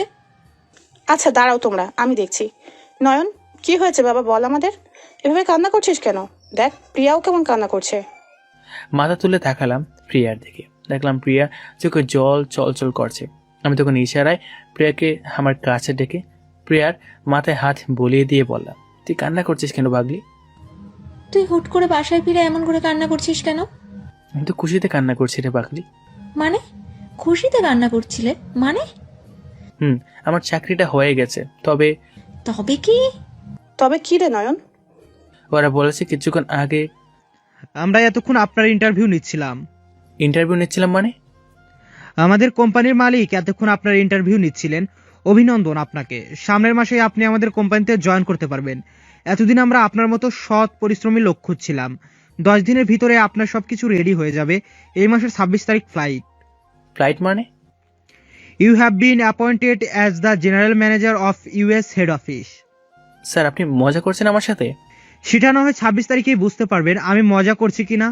এই নিন আপনার অগ্রিম বেতন আর অ্যাপয়েন্টমেন্ট লেটার। 24 তারিখ আপনার হাতে আপনার পাসপোর্ট আর প্রয়োজনীয় কাগজপাতি পৌঁছে যাবে। আর 26 তারিখ সকালে এয়ারপোর্টে দেখা হচ্ছে। আমরা একটু কাজে আছি, আসছি। আমি দেখা হচ্ছে খুব তাড়াতাড়ি, ভালো থাকবেন। কথা বলে সিইওর রুম থেকে বের হয়ে যায়। নয়নও বাসায় ফিরে আসছে। নয়ন বলে, এই ছিল, আমি ভাবছিলাম চাকরিটা করবো না। কেন করবি না? এত ভালো একটা চাকরি। আমি চলে গেলে আমার বোনটাতে একা হয়ে যাবে আন্টি। আরে পাগল, আমরা আছি কিসের জন্য, তুই চিন্তা করিস না। আমরা থাকতে প্রিয়ার কোনো সমস্যা হবে না। আচ্ছা নয়ন, তুই কি আমাদের বিশ্বাস করতে পারছিস না? না না, আমি এমনভাবে বলিনি। তো কিভাবে বলছেন শুনি? আমার মনে হয় তুমি আমাদের সবাইকে বিশ্বাস করো না। না, আসলে সেটা আমার বোনটা বা আমি কেউ কাউকে ছাড়া কখনো একা ডাকি না। মা মারা যাওয়ার পর থেকে প্রিয়া আমার সব হয়ে গেছে। ভাইয়া, তুই চিন্তা করিস না, আমি সবার সাথে ভালো থাকবো এখানে। তুই আমাদের জন্য নিজের জীবনটা তো প্রায় শেষ করে দিয়েছিস, এখন না হয় জীবনটা তোর মতো করে সাজিয়ে নে। আচ্ছা, কথা পরে হবে। প্রিয়াপু, চলো ঝটপট কিছু নাস্তা রেডি করে ফেলি, আর তোমরাও ফ্রেশ হয়ে আসো। নয়ন রুমে এসে ফ্রেশ হয়ে কিছু সময় রেস্ট নিয়ে নিচে চলে যায়। নিচে গিয়ে দেখতে পায় প্রিয়া ফাস্টফুড রান্না করছে। নয়নরা সবাই মিলে অনেক মজা করে খাওয়া দাওয়া করে নিল। খাওয়া দাওয়া শেষ করে নয়ন ছাদে এসে দোলনায় বসে তাকিয়ে আছে তারাদের দিকে। তখন মেহের নয়নের পাশে এসে বসে। তখন মেহের নয়নকে বলে, কি ব্যাপার, এত রাতে ছাদে কেন? আপনি কেন এসেছেন এত রাতে ছাদে? তুমি এসেছো তাই। ও আচ্ছা। মন খারাপ কেন? কোথায় আমার মন খারাপ? আমি কিন্তু তোমার দিকে তাকিয়ে বুঝতে পারছি। আপনি কি গণক নাকি? ধরে নাও তাই। এখন বলো কি হয়েছে? প্রিয়াকে ছেড়ে আঙ্কেল আন্টিকে সবাইকে ছেড়ে চলে যেতে হবে কদিন পরে, তাই। আচ্ছা, আমি কি এতটাই খারাপ? হঠাৎ একথা বলছেন কেন? তাহলে তুমি আমায় বারবার ইগনোর কেন করছো? আমি কোথায় আপনাকে ইগনোর করছি? রাহুল, তুমি তো সবার মনের কথা সবকিছু বুঝতে পারো, তাহলে তুমি কেন আমার মনের কথা বুঝতে পারছো না? ম্যাডাম, আপনি যে চিন্তা করছেন সেগুলো কখনো সম্ভব না, তাই এই চিন্তা বাদ দিয়ে দেন। নয়ন কথাগুলো বলে যখন চলে যাবে তখন মেহের নয়নের হাত ধরে সামনের দিকে ঘুরিয়ে নয়নকে জড়িয়ে ধরে বলে, নয়ন, আমি তোমাকে নিজের অজান্তে কবে ভালোবেসে ফেলেছি সেটা বলতে পারবো না। বাবা যখন তোমার কথা বলতো, তুমি এমনটা করেছো, তুমি ওটা করেছো, তখন থেকেই তোমায় দেখার জন্য আমি বেকুল হয়ে উঠি। তারপর দেশে ফিরে তোমায় দেখে আমি তোমার উপর ফিদা হয়ে যাই। আমি দেশে আসার পর থেকে তোমার সাথে তোমার সঙ্গে সব সময় থাকার চেষ্টা করতাম। সেই দিন যখন অপি তোমার থাপ্পড় মেরেছিল, তখন আমার মনে হয়েছিল অপিকে মেরেই ফেলি। তারপর অপি যখন আমায় তোমার গার্লফ্রেন্ড বলেছিল, তখন আমি যে কি খুশি হয়েছিলাম তোমায় বলে বোঝাতে পারবো না। তুমি একবার আমার চোখের দিকে তাকো। মানুষ মিথ্যে বলতে পারে, কিন্তু তার চোখ চোখ তো মিথ্যে বলতে পারে না। তাহলে তুমি কেন আমার ভালোবাসা বুঝতে পারছো না? নয়ন মেহেরকে ছাড়িয়ে মেহেরকে উদ্দেশ্য করে বলে ওঠে, ম্যাডাম, আমার থেকে ভালো কাউকে দেখে বিয়ে করে নেবে, দেখবেন আপনি অনেক সুখে থাকবেন। শুধু শুধু আমার জন্য নিজের জীবন নষ্ট করবেন না। নয়ন চলে আসছিল, তখনই মেহের নয়নকে জড়িয়ে ধরে নয়ন ছাড়ানোর চেষ্টা করছে। তখনই আন্টি সুমা বেগম ছাদে আসেন আর নয়ন আর মেহের কি অবস্থা দেখে চিৎকার করে বলে ওঠেন, এই রাতের অন্ধকারে কি হচ্ছে এসব? মেহের, নয়ন, তোরা এত রাতে এসব কি করছিলি? নয়ন, আমি সব তোমার কাছ থেকে আশা করিনি। তুমি আমাদের পেছনে এরকম কাজ করবে সেটা আমরা বুঝতেই পারলাম না। তোমার আঙ্কেলের রুমে আসো, কথা আছে। আর মেহের, তুই চল আমার সাথে। তোরও দেখছি অনেক অধঃপতন হয়েছে। মা, আমার একটা কথা শোনো তুমি। আসলে মা, আমি আর বললাম না চুপ করে থাকতে তোমাকে মেহের। আন্টি আসলে আপনি যা ভাবছেন সেরকম কিছু হয়নি, ম্যাডাম বলছিলেন, কিন্তু আমি বললাম না আমি এখানে একটা কথা বলতে চাই না। যা হবে আমার রুমে কথা হবে। চুপচাপ নিচে আসো তুমি। সুমা বেগম মেহেরকে টানতে টানতে ছাদ থেকে নামিয়ে চলে গেলেন নিচে। কিছু সময় পর নয়নও নিচে চলে যায়। নয়ন বুঝতে পারে তার জন্য এই বাড়িতে বাদ উঠে গেছে। আজকে তার জন্য তার বোনকেও হয়তো কথা শুনতে হবে। নয়ন আঙ্কেল আর আন্টির রুমের সামনে গিয়ে দেখতে পায় সবাই মাথা নিচু করে বসে আছে। আঙ্কেল পায়চারি করছে, তার রুমে মেহের একপাশে দাঁড়িয়ে কান্না করছে। প্রিয়া আন্টির পাশে বসে আছে। নয়ন রুমে ঢুকে মাথা নিচু করে বলে ওঠে, আন্টি আঙ্কেল আসলে নয়ন, আমি তোমাকে নিজের ছেলের মতো মনে করতাম, কিন্তু তুমি এমন কাজ করলে। আঙ্কেল আমার কথাটা আপনারা শুনুন, তারপর না হয় আপনারা আপনাদের মতামত বলবেন। কি শুনবো আমি? যা দেখছি সেটা কি মিথ্যে? না, তবে মা বাবা, আমি নয়নকে ভালোবাসি এবং নয়নকে বিয়ে করতে চাই। কি বলছিস কি তুই মেহের? তোর মাথা ঠিক আছে? হ্যাঁ, আমি যা বলছি তা নিজের মন থেকে এবং সজ্ঞানে বলছি। তোমার মেয়ে পাগল হয়ে গেছে, নিজের ভালোটাও বুঝতে পারছে না। মা, আমি মোটেও বাচ্চা নই যে আমি কি বলছি সেটা বুঝতে পারবো না। হ্যাঁ, তুই বাচ্চা, তাই তো এমন কথা বলছিস। মা, আমি যথেষ্ট ম্যাচিওর, সো জানি কি বলেছি। নয়ন এবং একটু রেগে চেঁচিয়ে বলে ওঠে, আন্টি আঙ্কেল আপনারা আমার কথাগুলো শুনেন, তারপর ম্যাডামের কথাগুলো শুনবেন। কি আর বলবে তুমি শুনি, কি বলতে চাও? আসলে আমি একজনকে ভালোবাসতাম, তার নাম অপি, আপনারা তো সব জানেন। ম্যাডাম আমায় অনেকবার বিভিন্নভাবে বুঝিয়েছিলেন তিনিও আমায় ভালোবাসেন, কিন্তু তার ডাকে সাড়া দেইনি। আজকেও ম্যাডাম আমায় বলেছিলেন, কিন্তু আমি তখন মানা করে দিয়ে যখন ছাদ থেকে চলে আসব তখন তিনি আমার পিছন থেকে জড়িয়ে ধরেন। তখন আন্টি আসেন, তারপর আপনারা সব জানেন। এখন যদি মনে হয় আমি দোষী, তাহলে আপনারা যে শাস্তি দিবেন আমি তা মাথা পেতে নিব। নয়ন, ম্যাডাম আপনি আমার জন্য নিজের জীবন নষ্ট করবেন না, সামনে আপনার ভবিষ্যৎ পড়ে আছে, সেটার দিকে লক্ষ্য রাখুন। আন্টি আঙ্কেল আপনারা চিন্তা করবেন না, আমি আমার বোন প্রিয়া আপনাদের বাড়ি ছেড়ে চলে যাব আজকে। আমি চাই না আমার জন্য আপনাদের পরিবারের কোনো সমস্যা হোক। ভাইয়া, তুই একটা সত্যি কথা বলবি? তোকে আমি মিথ্যা বলেছি কখনো? তুই কি সত্যি মেহেরকে ভালোবাসিস না? নয়ন একবার মেহেরের দিকে তাকায়, মেহেরও নয়নের দিকে অনেক আশা নিয়ে তাকায়। তখন নয়ন মেহেরের দিকে থেকে চোখ ফিরিয়ে নিয়ে বলে, না। তুই শিওর তো? মেয়ের নয়নের কথা শুনে নয়নের সামনে এসে নয়নের গালে টাস টাস করে তারপর বসিয়ে দিয়ে বলে, অপি তোকে এমনি এমনি ছেড়ে যায়নি। সে আগেই বুঝতে পেরেছিল তুই একটা কাপুরুষ। জানিস একটা মেয়ে ছেলেটাকে কতটা ভালোবাসলে নিজে থেকে এসে সেই ছেলেটাকে ভালোবাসার কথা বলে। একটা মেয়ে কতটা ভালোবাসলে নিজের বাবা মায়ের সামনে দাঁড়িয়ে নিজের ভালোবাসার কথা বলে। তোকে ভালোবাসা আমার জীবনের সবচেয়ে বড় ভুল। তুই আর কখনো আমার সামনে আসবি না। চলে যা আমার সামনে থেকে। চল প্রিয়া, আমাদের বেরিয়ে পড়তে হবে এখন। তারপর নয়ন আঙ্কেল আর আন্টিকে সালাম করে প্রিয়াকে নিয়ে সদর দরজা দিয়ে হাঁটা দিল। সদর দরজা পার হতে যাবে তখন আন্টি বলে ওঠে, দাঁড়া তোরা। নয়ন আর প্রিয়া দাঁড়িয়ে পড়ে। তখন আন্টি নয়নের সামনে গিয়ে বলেন, আমার বাড়ির বউকে আমি এত রাতে বাড়ির বাইরে যেতে দিব না, আর তোমাকে যেতে হবে না।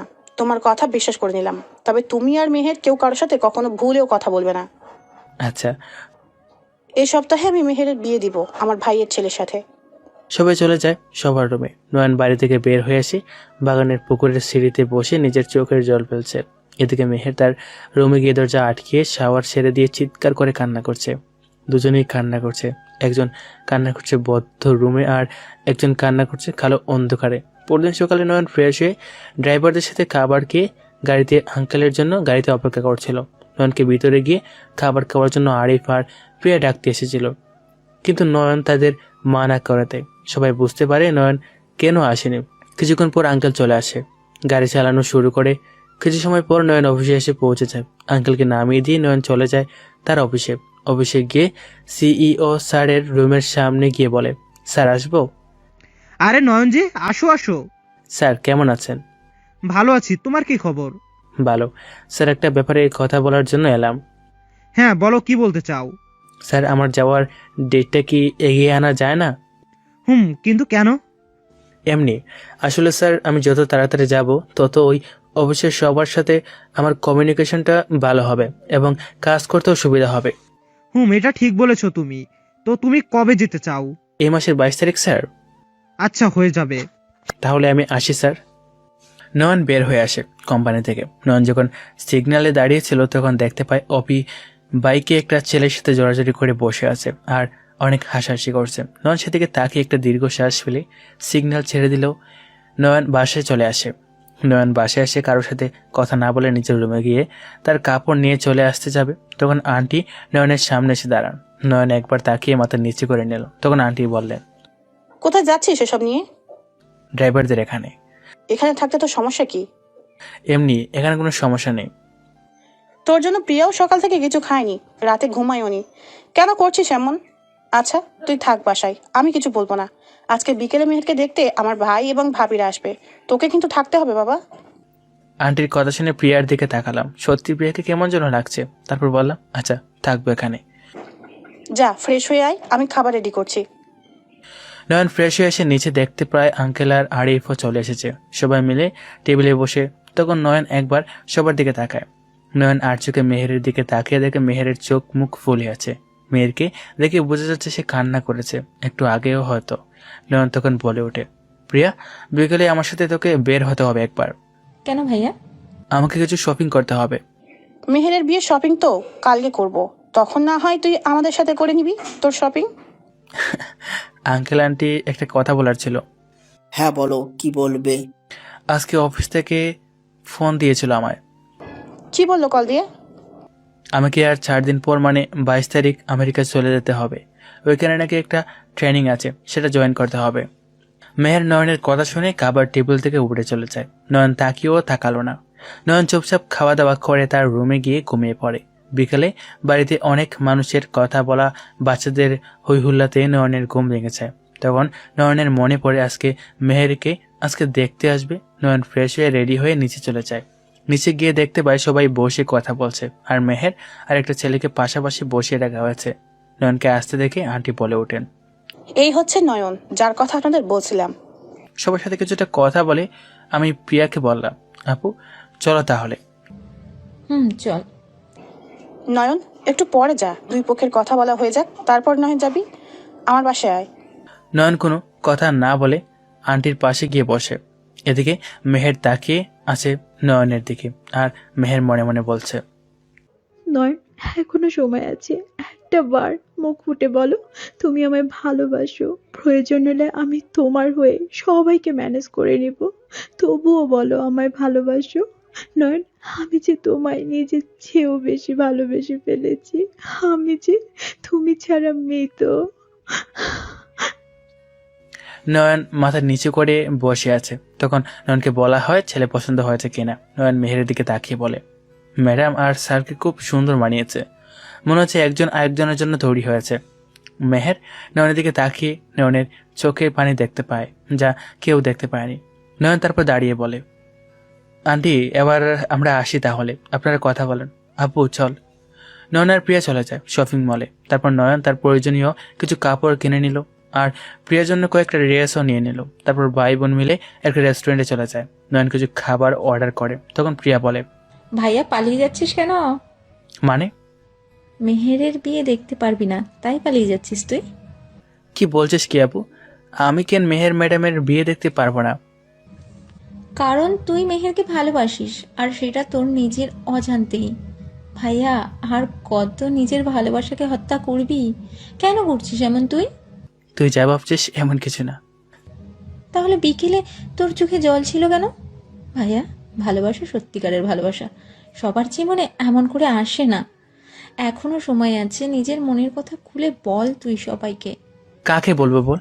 যে আঙ্কেল আমাদের এত সাহায্য করেছে তাকে, না যে আন্টি আমাদের মায়ের মতো করে স্নেহ করেছে তাকে বলবো? আঙ্কেল আন্টির কি ইচ্ছে করে না নিজের মেয়ের জন্য একটা প্রতিষ্ঠিত ছেলে খুঁজে সেই ছেলের হাতে তার মেয়েকে তুলে দিতে? আমি পারবো না এমন কাজ করতে। আর হ্যাঁ, আমিও ভালোবাসি মেয়েরকে, তবে সেটা দূর থেকে। বাদ দিয়ে এসব কথা এখন। ভাইয়া তুই অনেক ভালো রে, তোর মতো ভাই পেয়ে আমি নিজেকে অনেক লাকি মনে করি। আচ্ছা নে, খাওয়া শুরু কর। খাওয়া দাওয়া শেষ করে নয়নরা বাসায় চলে আসে। রাতে খাবার টেবিলে নয়ন মেয়েরকে দেখতে পায়নি। এভাবে কেটে যায় 2 দিন। কালকে নয়নের ফ্লাইট। রাতের ঠান্ডা বাতাসে নয়ন দাঁড়িয়ে আছে ছাদে। পিছনে কারো আসার শব্দ। নয়ন পিছনে তাকায়। নয়ন পিছনে তাকিয়ে দেখতে পায় মেহের। নয়ন যখন ছাদ থেকে নামতে যাবে তখন মেহের বলে ওঠে, চলেই তো যাব। আর হয়তো কখনো তোমার সাথে কথা হবে না। তোমার সাথে কথা হবে 10 মিনিট। আমার সাথে ছাদে বসে কথা বলবে তুমি। ধরে নাও এটাই আমার বা তোমার শেষ দেখা। দেখুন এভাবে আমাদের ছাদে কেউ দেখে ফেললে সমস্যা হবে। আমি চাই না আর কোনো সমস্যা হোক। চিন্তা নেই, আমি মায়ের অনুমতি নিয়ে এসেছি।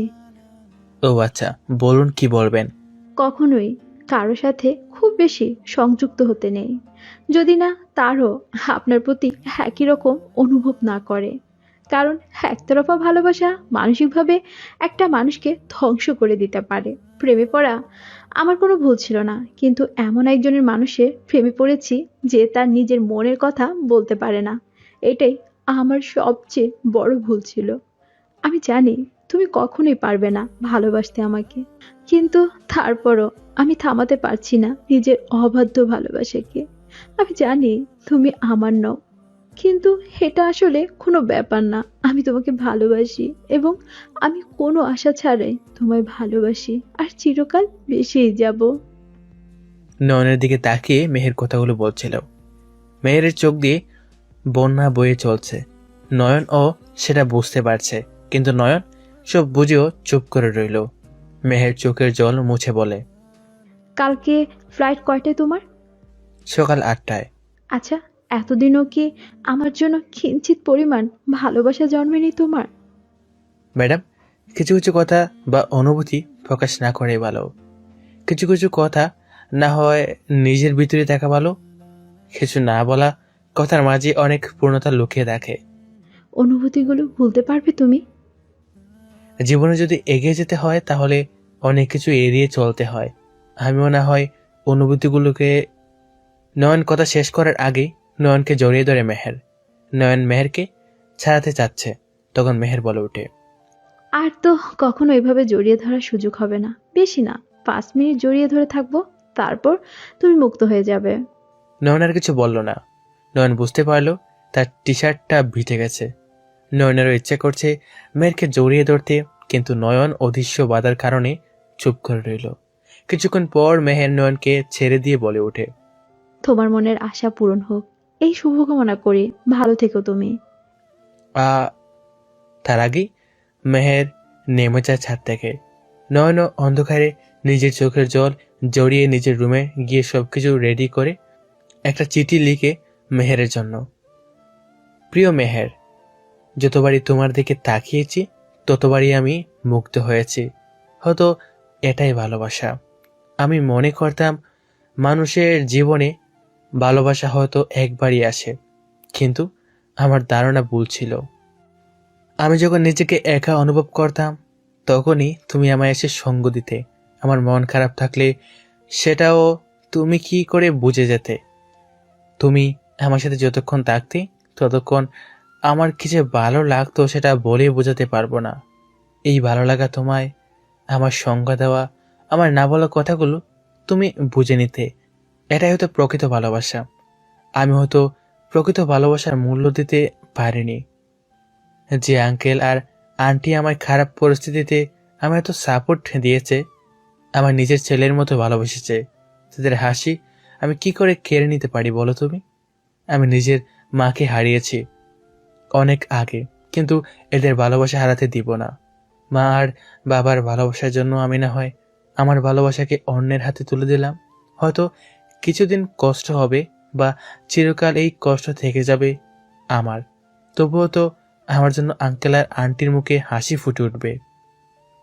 সবশেষ একটা কথাই বলবো, আমিও তোমায় ভালোবাসি, খুব ভালোবাসি। আমার ভালোবাসা না হয় অপ্রকাশিত থেকে যাবে, থাকুক না, তাদের সমস্যা কি? ভালো থেকো, সুখে থেকো, তোমার বিবাহিত জীবন সুখের হোক। পারলে এই কাপুরুষটাকে ক্ষমা করে দিও, এটি তোমার কাপুরুষ ভালোবাসা। নয়ন চিঠি লিখছিল আর কান্না করছিল।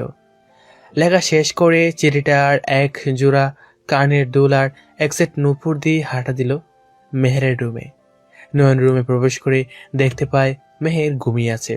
ঘুমন্ত চেহারায় মেহেরকে দেখতে খুব সুন্দর লাগছিল। নয়ন চিঠিটা মেহেরের বালিশের নিচে রেখে মেহেরের পায়ে নূপুর পরিয়ে মেহেরের কপালে একটা ভালোবাসার পরশ এঁকে দিয়ে চলে আসে সেখান থেকে। নয়ন রুমে এসে তার রুমে ঘুমিয়ে পড়ে। পরদিন সকালে নয়নের ঘুম ভেঙে যায়। নয়ন ঘুম থেকে উঠে রেডি হয়ে তার সবকিছু নিয়ে নিচে চলে আসে।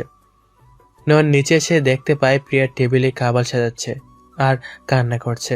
আঙ্কেল সোফায় বসে আছে, আন্টি কি জন্য কাজ করছেন। নয়ন তার আঙ্কেলের সামনে গিয়ে বলে, আঙ্কেল চলো নাস্তাটা করে নেই। তুই এসে গেছিস, চল। নয়ন খাবার টেবিলে গিয়ে দেখলো তার পছন্দের সব খাবার। মেয়ের আসেনি আজকে খাবার টেবিলে। নয়ন খাওয়া শুরু করলো। সবাই খাচ্ছে কিন্তু প্রিয়া খাবার খাচ্ছে না। তখন নয়ন বলল, কি রে প্রিয়া, খাবার খাচ্ছিস না কেন? হ্যাঁ খাচ্ছি তো। এদিকে আয়। প্রিয়া সে নয়নের পাশে বসে। তখন নয়ন প্রিয়ার মুখের সামনে খাবার ধরে বলে, হা কর, আমি খাইয়ে দিচ্ছি। নয়নের কথা শুনে প্রিয়া এবার নিজেকে আটকে রাখতে পারল না। প্রিয়া নয়নকে জড়িয়ে ধরে চিৎকার দিয়ে কান্না করছে। প্রিয়া কান্না করছে, নয়ন প্রিয়াকে খাইয়ে দিচ্ছে। খাওয়া দাওয়া শেষ করে নয়ন সবার উদ্দেশ্য করে বলে ওঠে, আঙ্কেল এবার আসি আমি। কোনো ভুল করে থাকলে ক্ষমা করে দেবেন আর আমার বোনটাকে দেখে রাখবেন। কি বলছিস কি বাবা তুই? চিন্তা করিস না, তুই প্রিয়া আমাদের সাথে ভালো থাকবে। দোয়া করি তুই অনেক বড় হ বাবা। আন্টি, মায়ের আদর স্নেহ পায়নি বেশি দিন, তারপরও আপনি আমার মায়ের জায়গায় নিয়ে নিলেন। যদি তোমার এই ছেলে তোমাকে কোনো কারণে কষ্ট দিয়ে থাকে তাহলে ক্ষমা করে দিও। না বাবা, এরকম করে বলিস না। তুই সফল একজন মানুষ হয়ে তুই খুব তাড়াতাড়ি ফিরে আসবি আমাদের কাছে, দোয়া করি। তারপর নয়ন, প্রিয়া আর আরিফ বেরিয়ে পড়ে এয়ারপোর্টের উদ্দেশ্যে। এয়ারপোর্টে এসে নয়ন তার সকল কাজ শেষ করে প্রিয়া আর আরিফকে বলে, আরিফ ভাই, আমি তোমার হাতে আমি আমার বোনকে তুলে দিয়ে গেলাম। আজকে থেকে তুমি আমার বোনের সুখে দুঃখে সাথী। এতদিন আমি ছিলাম, কিন্তু ও এখন চলে যাচ্ছে। আমার বোনটাকে দেখে রেখো তুমি। ভাইয়া তুমি চিন্তা করো না, তোমায় কথা দিলাম প্রিয়ার সাথে আমি আছি আর থাকবো চিরকাল। আসি রে আপু, ভালো থাকিস, আর কথা হবে আপু। নয়ন কথাটা বলেই চলে যায়। প্রিয়া আর আরিফ তাকিয়েছিল নয়নের যাওয়ার দিকে। নয়ন ভিতরে চলে যাওয়ার পর আরিফ প্রিয়াকে নিয়ে বাসার উদ্দেশ্যে রওনা দিল। মেহের ঘুম থেকে উঠে খাওয়া দাওয়া শেষ করে তার রুমে গিয়ে বসে। তখন তার পায়ের দিকে তাকিয়ে দেখে নূপুর। মেহের বুঝতে পারছে না তার পায়ে নূপুর আসলো কোথা থেকে। হঠাৎ মেহেরের নজর পড়ে তার বালিশের পাশে একটা কাগজের উপর। মেহের কাগজটি হাতে নিয়ে দেখতে পায় একটা চিঠি। মেহের চিঠিটা পড়ে কান্না করতে থাকে, তারপর চিঠিটা নিয়ে চলে যায় নিচে। এদিকে নয়ন দীর্ঘ ভ্রমণযাত্রা শেষ করে পৌঁছে যায় আমেরিকা। তারপর অফিসের কয়েকজন এসে নয়নকে রিসিভ করে নিয়ে যায়। নয়ন সবার সাথে পরিচিত হয়ে চলা শুরু করলো অফিসের উদ্দেশ্যে। অফিসে গিয়ে তার বসের সাথে কথা বলে তার কাজের সবকিছু যেন বাসায় চলে আসে। নয়ন ফ্রেশ হয়ে এসে প্রিয়ার সাথে কথা বলে নেয়। এভাবে চলছিল নয়নের দিনকাল। নয়ন প্রত্যেক দিন প্রিয়ার সাথে কথা বলতো, সবার খোঁজ নিত, সবার আড়ালে মেহেরের ঘুমন্ত ছবিটার দিকে তাকিয়ে থাকতো। প্রিয়ার কাছ থেকে নয়ন জানতে পারে মেহের বিয়ে হয়ে গেছে আর মেহের এখন একটি কোম্পানির ম্যানেজার হিসেবে চাকরি করছে। নয়ন মেহেরের বিয়ের কথা শুনে সেদিন মেহেরের ছবির সামনে রেখে অনেক ড্রিঙ্কস করেছিল। কয়েকদিন পর নয়ন কাজ নিয়ে ব্যস্ত হয়ে যায়। শত ব্যস্ততার মাঝেও নয়ন মেহেরের করা পাগলামিগুলো মনে হতে থাকে নয়নের। তখন মেহেরের ছবির দিকে তাকিয়ে থাকতো কিছু সময়। এভাবেই কাটছিল নয়নের দিন। 5 বছর পর অফিসের সবার সাথে নয়ন বেশ ভালোভাবে কাজ করছে। 2 বছরের মাঝেই নয়নদের কোম্পানি বিশ্বের নাম্বার 1 কোম্পানিতে পরিণত হয়। কোম্পানির বস নয়নের কাছে খুশি হয়ে নয়নকে আমেরিকা শহরে একটা ডুপ্লেক্স বাড়ি এবং একটা ল্যাম্বরগিনি গাড়ি গিফট করে। একদিন রাতে নয়ন ঘুমিয়েছিল। তখন রাত 2টা হবে। হঠাৎ করে নয়নের ফোন বেজে ওঠে। নয়ন ফোন রিসিভ করতেই নয়নের মাথায় আকাশ ভেঙে পড়ে। নয়ন ফোন রেখে তাড়াতাড়ি গাড়ি নিয়ে বের হয়ে যায়। নয়ন তাড়াতাড়ি করে গাড়ি চালিয়ে চলে আসে তার বাসায়। নয়ন বাসায় এসে বেল বাজায়। তারপর কাজের লোক দরজা খুলে দিল। নয়ন তার বসের রুমে চলে যায়। নয়নকে দেখে তার বস নয়নকে এভাবে তাড়াহুড়ো করে বাসায় আসার কারণ বললেন। নয়ন সব শুনে বলে, স্যার আমি দেখছি, আপনি চিন্তা করবেন না কিছুই, আপনি রিল্যাক্স থাকুন, আমি সব সামলে নেব আর দেখছি সব। তখন বস নয়নকে বললেন, আজকে থেকে তুমি আমার বাংলাদেশের আমার অফিসের সিইও নিযুক্ত করলাম। আর এই নাও সব ডকুমেন্ট। আমি এখনই বাংলাদেশে সব বলে দিচ্ছি। না স্যার এখন না, আমি বললে আপনি সেটা বলবেন না। বস আচ্ছা বলে জিজ্ঞেস করেন নয়ন কবে দেশে ফিরবে। তখন নয়ন বলে, স্যার কালকে সকালেই আমি রওনা দিচ্ছি। বস আচ্ছা বলে আর কিছু কথা বলে নয়ন চলে আসে সেখান থেকে। বাসায় এসে নয়ন সবকিছু গুছিয়ে নিয়ে সকাল 7টায় বেরিয়ে পড়ে। আমেরিকার লস অ্যাঞ্জেলস ইন্টারন্যাশনাল এয়ারপোর্টের সকল ফর্মালিটি শেষ করে বিমানের অপেক্ষা করতে থাকে। আপনাদের বলা হয়নি, প্রিয়া আর আরিফের বিয়ে হয়ে গেছে। তাদের 3 বছরের একটা মেয়ে আছে, নাম ঋতু। আর নয়নের বাবা 2 বছর আগে মারা গেছেন। নয়ন কিছুক্ষণ পর বিমানে উঠে পড়ে। কিছু সময় পর বিমান উড়াল দিল। নয়নের মনে পড়ছে 5 বছর আগের স্মৃতিগুলো। 24 ঘন্টার দীর্ঘ বিমানযাত্রা শেষে বিমান বাংলাদেশের রানওয়েতে ল্যান্ড করে। তারপর নয়ন এয়ারপোর্টের সকল কাজ শেষ করে বাইরে এসে গাড়ি নিয়ে বাসায় চলে আসে। নয়ন বাসায় এসে বেল দিল। কিছুক্ষণ পর কেউ দরজা খুলে দিল আর তার দিকে তাকিয়ে রইল। দরজা খুলে দেওয়ার মানুষটা তাকিয়েছে নয়নের দিকে। দুজনেরই ধ্যান ভাঙে ভিতরে থেকে আন্টির গলার স্বর শুনে। আন্টি বললেন, কে আসছে রে মেহের এত সকালে?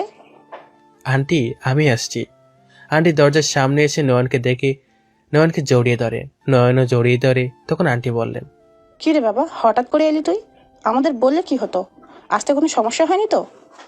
আরে সারপ্রাইজ দিলাম, আর বলে দিলি সেটা কি আর সারপ্রাইজ থাকতো কি? হ্যাঁ তা অবশ্য ঠিক।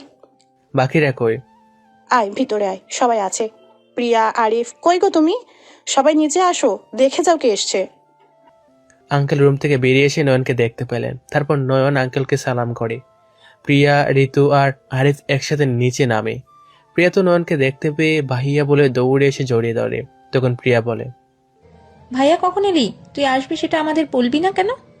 ঋতুকে প্রিয়ার কুল থেকে নিয়ে বললাম, সারপ্রাইজ দিলাম। নয়ন সবার সাথে টুকটাক কথা বলে ঋতুকে কোলে নিয়ে নাস্তা করতে বসে। সবাই অনেক কথা বলছে। নয়নও তাদের সাথে হ্যাঁ বা না বলছে। মেহের খাবার খাচ্ছে, সবার আড়ালে নয়নের দিকে তাকাচ্ছে। তখন আঙ্কেল বললেন, কতদিনের ছুটিতে এলি তুই, না একেবারেই চলে আসছিস? না আঙ্কেল, একটা কাজে আসছি, কাজটা শেষ হয়ে গেলে আবার ফিরে যাব। এবার না হয় বিয়ে করে নিজের বউকে সাথে করে নিয়ে যাবি। বিয়ে?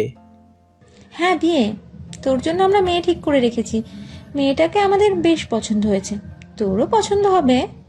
আমাদের মামা ভাগ্নির খাওয়া হয়ে গেছে, আমরা গেলাম ঘুমাতে।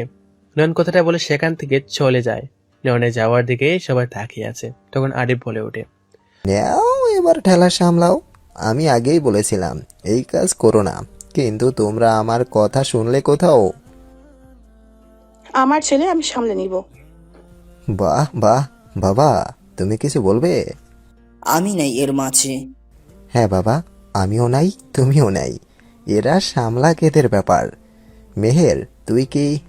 আরিফ আর বলতে পারলো না। তার আগেই মেহের বলে ওঠে, ভালো জানিস মুখের কথা মুখেই রেখে দে, তা না হলে। আমার ভুল হয়েছে, আমায় ক্ষমা করে দেন। সবাই খাওয়া দাওয়া করে যে যার কাজে চলে যায়। দুপুরে নয়নের ঘুম ভাঙে, প্রিয়ার ডাকে। তখন নয়ন বলে, কি রে এভাবে ডাকছিস কেন? তাহলে কি করব? কি হয়েছে বল। কাপড় চেঞ্জ করে আয়। কাপড় চেঞ্জ করবো কেন? এইগুলা। নিচে আয় ফ্রেশ হয়ে। নয়ন ফ্রেশ হয়ে এসে দুপুরের খাবার খেয়ে সবার জন্য নিয়ে আসা জিনিসগুলো দিয়ে দিল।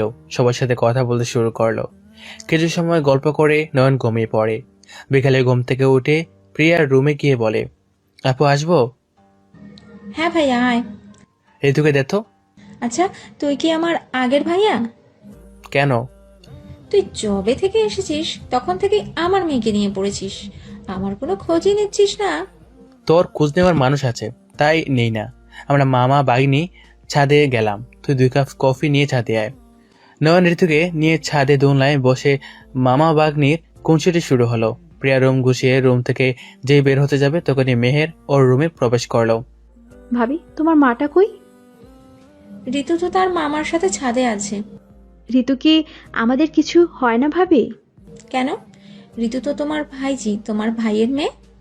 তাহলে তোমার ভাই আসছে থেকে ঋতুকে নিয়ে পড়ে আছে? তুমি গিয়ে নিয়ে এলেই তো হয়। তাই করতে হবে দেখছি। নয়ন দুমলায় শুয়ে ঋতুকে বুকে বসে ঋতুর সাথে দুষ্টুমি করছে।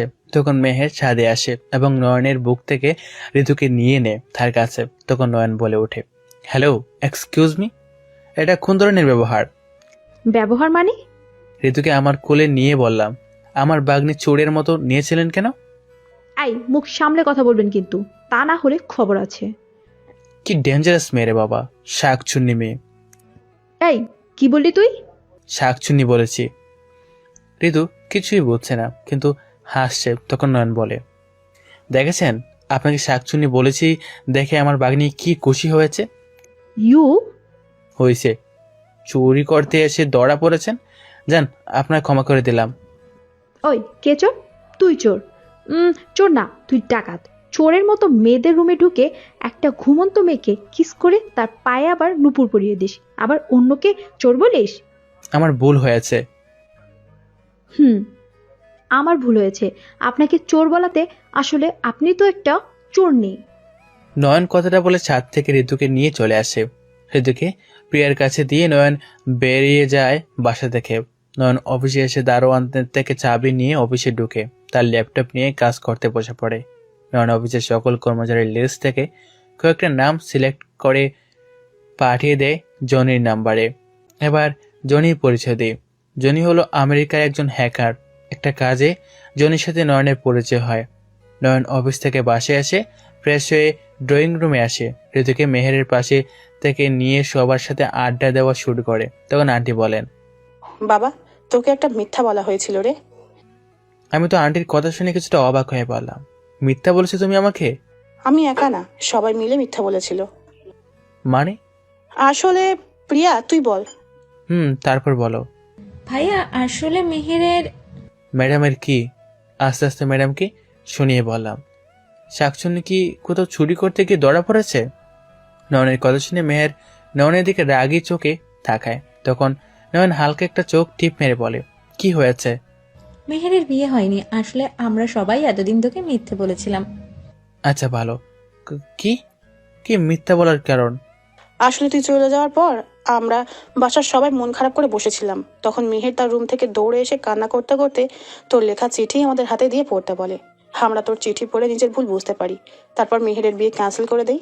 তারপর তোকে যখন জানাতে যাব, প্রিয়া আর মেহের আমার মানা করে। মেহের বলে, ও আমায় অনেক কাঁদিয়েছে, এখন আমি ওর বদলা নিব। তাই তোমরা ওরে বলবে আমার বিয়ে হয়ে গেছে।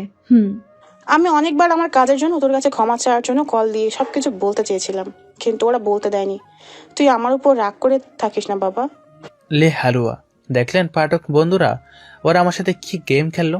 তখন আমি প্রিয়ার উদ্দেশ্যে বললাম, আসলে আমার এখানে আসেই ভুল হয়েছে। আমি মনে করেছিলাম আমার বোন এখানে আছে, কিন্তু এখানে থেকে অন্য কেউ আছে, আমার বোন না। আমি আজকে আমার অফিস থেকে দেওয়া বাড়িতে উঠবো। আসলে ভাইয়া, থাক, আর তোমাদের একটা জিনিস দেখানোর জন্য আমি এখানে এসেছিলাম, সেটা দেখাতে ভুলে গেছি। কি দেখাবি? আমার হবু বউকে। মানে হবু বউ মানে? আসলে আমার কোম্পানির বসের বড় মেয়ে বৃষ্টির সাথে কাজের স্বার্থে পরিচয় হয়, তারপর কথা বলা হয়। একসময় বৃষ্টি তার বাবাকে বলে সে আমায় পছন্দ করে। বস তখন আমায় ডেকে সবকিছু বললেন। প্রথমে আমি মানা করে দিই, কিন্তু একসময় চিন্তা করি আর কত একা থাকবো, তাই রাজি হয়ে যায়। বৃষ্টি এই সপ্তাহে বাংলাদেশে আসবে। আমাদের এখানের কাজ শেষ হয়ে গেলে আমেরিকা ফিরে গিয়ে বিয়েটা সেরে নেব, আর তোমরাও সাথে যাবে আমার। মেহেরের কি হবে? আমি কি বলবো, তোরা তো বলেছিস ওনার বিয়ে হয়ে গেছে, তাই আমি এত চিন্তা না করে রাজি হয়ে গেলাম। আমি যাই, কালকে থেকে আমার অফিস আছে। ভাইয়া, আমি তোমার সব বিয়ের দায়িত্ব নিয়ে দেখাশোনা করব। সেটা কি আর বলতে, নয়ন কথাগুলো বলে চলে যায় সেখান থেকে। আর মেহের আরিফের দিকে তাকিয়ে আরিফের দিকে তাকিয়ে মনে মনে বললাম, আরিফের বাচ্চা, আজকে আমি তোরে খাইছি শালা। এই নাকি আমার ভাই। ঘর শত্রু বিভীষণ না হয়ে ঘর শত্রু আমার ভাই হলে ভালো হতো। কোথায় আমায় সাহায্য করবে, তা না করে বলছে বিয়ের দায়িত্ব নিবে। নয়নের বাচ্চা, এতদিন কিচ্ছু করিনি আমি তোকে ভালোবাসি বলে, কিন্তু এবার দেখবি আমি কি করি। মেহেরের দিকে তাকিয়ে দেখলাম অদিতি রাগী চোখে তাকিয়ে আছে। আমি আমার মেয়েকে নিয়ে রুমে চলে গেলাম। নাও, এবার কি হবে? ভাবি আর নদিনী মিলে কি করবে দেখো। আমিও গেলাম। ভাবি, তোমার ভাই এভাবে পোল্টি খেলো কিভাবে? জানি না, তবে আমি বুঝতে পারছি কিছু। কি বুঝতে পারছো? রান্না করতে হবে আমার। দূর ভাবি, আচ্ছা যা করার আমি করব এবার থেকে। নয়ন রুমে বসে ল্যাপটপে বসে কাজ করছিল, তখন মেহের নয়নের রুমে এসে রুমের দরজা আটকে দিল। দরজা লাগানোর শব্দে নয়ন ল্যাপটপ থেকে চোখ সরিয়ে সামনের দিকে তাকিয়ে মেয়েরকে দেখতে পেয়ে বলে ওঠে, একি ম্যাডাম, আপনি এখানে কেন? আপনি আমার রুমের দরজা লাগিয়ে দিলেন কেন? তুই কাকে যেন বিয়ে করবি বলেছিলি? হ্যাঁ, মনে পড়েছে, বৃষ্টিকে বিয়ে করবি, তাই না? হ্যাঁ, আমি কি সারা জীবন সিঙ্গেল থাকবো? বিয়ের পর বৃষ্টির সাথে ভিজবো আর করবো। তুই কি করবি বৃষ্টির সাথে? দুষ্টিম করব। মেরে নাক ফাটিয়ে দিব তোর। কেন? বৃষ্টিকে বিয়ে করবি তো আমায় কিস করলি কেন? আমায় নুপুর পরিয়ে দিয়েছিলি কেন? আমায় ভালোবাসি বলেছিলি কেন? আরে এরকম তো আমি কত মেয়ে মুখে হাত দিয়ে চেপে ধরলাম, কি বলতে কি বলে ফেলছিলাম। ওই ওই দয়নের কলা চেপে ধরে বললাম, কত মেয়ে মানে কি? দেখবেন না কি কি করছি? দেখতে চাই। আমি মেহের ম্যাডামের দিকে এগোতে লাগলাম, আর ম্যাডাম পিছাতে লাগলো। পিছাতে পিছাতে ম্যাডাম দেওয়ালের সাথে আটকে যায়। আমি তখন ম্যাডামের দিকে তাকিয়ে দরজার চিটকিনি খুলে এক দৌড়ে নিচে চলে এলাম। আন্টি টিভি দেখছিলেন, আর প্রিয়া তখন ঋতুকে খাইয়ে দিচ্ছিল। নয়ন নিচে দৌড়ে আসছে দেখে প্রিয়া বলে, কি ব্যাপার ভাইয়া, তুই এবারে দৌড়ে এলি কেন? কি আপনার ভাই? আমি কারো ভাইয়া না, আমাকে ভাইয়া না বলে খুশি হব। আচ্ছা আমাকে বল কি হয়েছে? শাকচুনির পালায় পড়েছিলাম, ভাগ্য ভালো কিছু করেনি, যদি হাতের কাছে পেতো আমার ঘাড় মটকে দিত। মানে? তেজপাতা। এদিকে মেহের নিজের মাথায় তাপ্পড় মেরে হাসতে হাসতে তার রুমে চলে যায়। ঋতু খাওয়া শেষ হলে নয়ন ঋতুর সাথে শুরু করে খেলা। তখন প্রিয়া বলে, তুই আমার মেয়ের সাথে কথা বলছিস কেন? তোর কি একার মেয়ে? আমি আরিফের মেয়ের সাথে খেলা করছি। প্রিয়া চলে যায় সেখান থেকে রুমে। আরিফ রুমে বসে কাজ করছিল ল্যাপটপে। প্রিয়াকে রুমে আসতে দেখে আরিফ বলে, কি হলো, মন খারাপ কেন? ভাইয়া আমার সাথে এমনভাবে কথা বলছে আমি তার কেউ হই না। ওর এরকম কথাগুলো শুনতে আমার অনেক কষ্ট হচ্ছে। এই বিষয়ে আমি কোনো কথা বলবো না। হ্যাঁ, তা বলবে কেন? সবসময় নিজেকে সব থেকে বাঁচিয়ে রাখবে, সুবিধাবাদী কোথাকার। নয়ন ঋতুকে নিয়ে চলে যায় প্রিয়ার রুমে। তারপর প্রিয়াকে উদ্দেশ্য করে বলে, প্রিয়া, কালকে সকালে আমার সাথে তোকে এক জায়গায় যেতে হবে, রেডি থাকিস। কোথায়? গেলে দেখতে পাবি। আচ্ছা। দিয়ে সে খাওয়া দাওয়া করে ঘুমিয়ে পড়ে। পরদিন সকালে নয়ন রেডি হয়ে নাস্তা করে প্রিয়া আর ঋতুকে নিয়ে গাড়ির কাছে চলে আসে। আপনাদের বলা হয়নি একটা কথা, নয়ন দেশে এসে নিজের জন্য একটা রেঞ্জ রোভার ব্র্যান্ডের গাড়ি নিয়েছে, যার 70% টাকা অফিস থেকে দেওয়া হয়েছে। নয়ন গাড়িতে উঠেই মেহেরও গাড়িতে উঠে পড়ে। তখন নয়ন বলে, আপনি এই গাড়িতে কেন? কোথায় যাবেন? অফিসে যাব। তাহলে নিজের গাড়িতে যান। বলছি কি ভাইয়া, মেহের যখন বলছে নিয়ে চল আমাদের সাথে, মেহেরকেও ওর অফিসে নামিয়ে দিলেই হয় রে। আর ড্রাইভার থাকতে আমি অন্য গাড়িতে যাব কেন? ওয়েট, কি বলেন আপনি? আমাকে দেখে ড্রাইভার মনে হয়? হ্যাঁ, মনে হয়। চুপচাপ গাড়ি চালাও। নয়ন কোনো কথা না বলে গাড়ি চালানো শুরু করলো। মেয়ে নয়নকে নানান কথা বলছে আর জ্বালিয়ে মারছে। প্রিয়া সেগুলো শুনছে আর হাসছে। কিছু সময় পর নয়ন মেয়েরকে নামিয়ে চলে যায় তার অফিসে।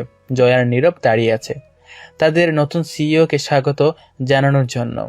কিছুক্ষণ পর নয়নের গাড়ি এসে থেমে যায় অফিসের সামনে। সবাই এগিয়ে আসে। তখন নয়ন ঋতুকে কোলে করে নিয়ে গাড়ি থেকে নামে। নয়নের পর প্রিয় গাড়ি থেকে নেমে আসে। তারপর কয়েকজন মহিলা নয়নকে ফুলের তোড়া দিয়ে স্বাগত জানায়।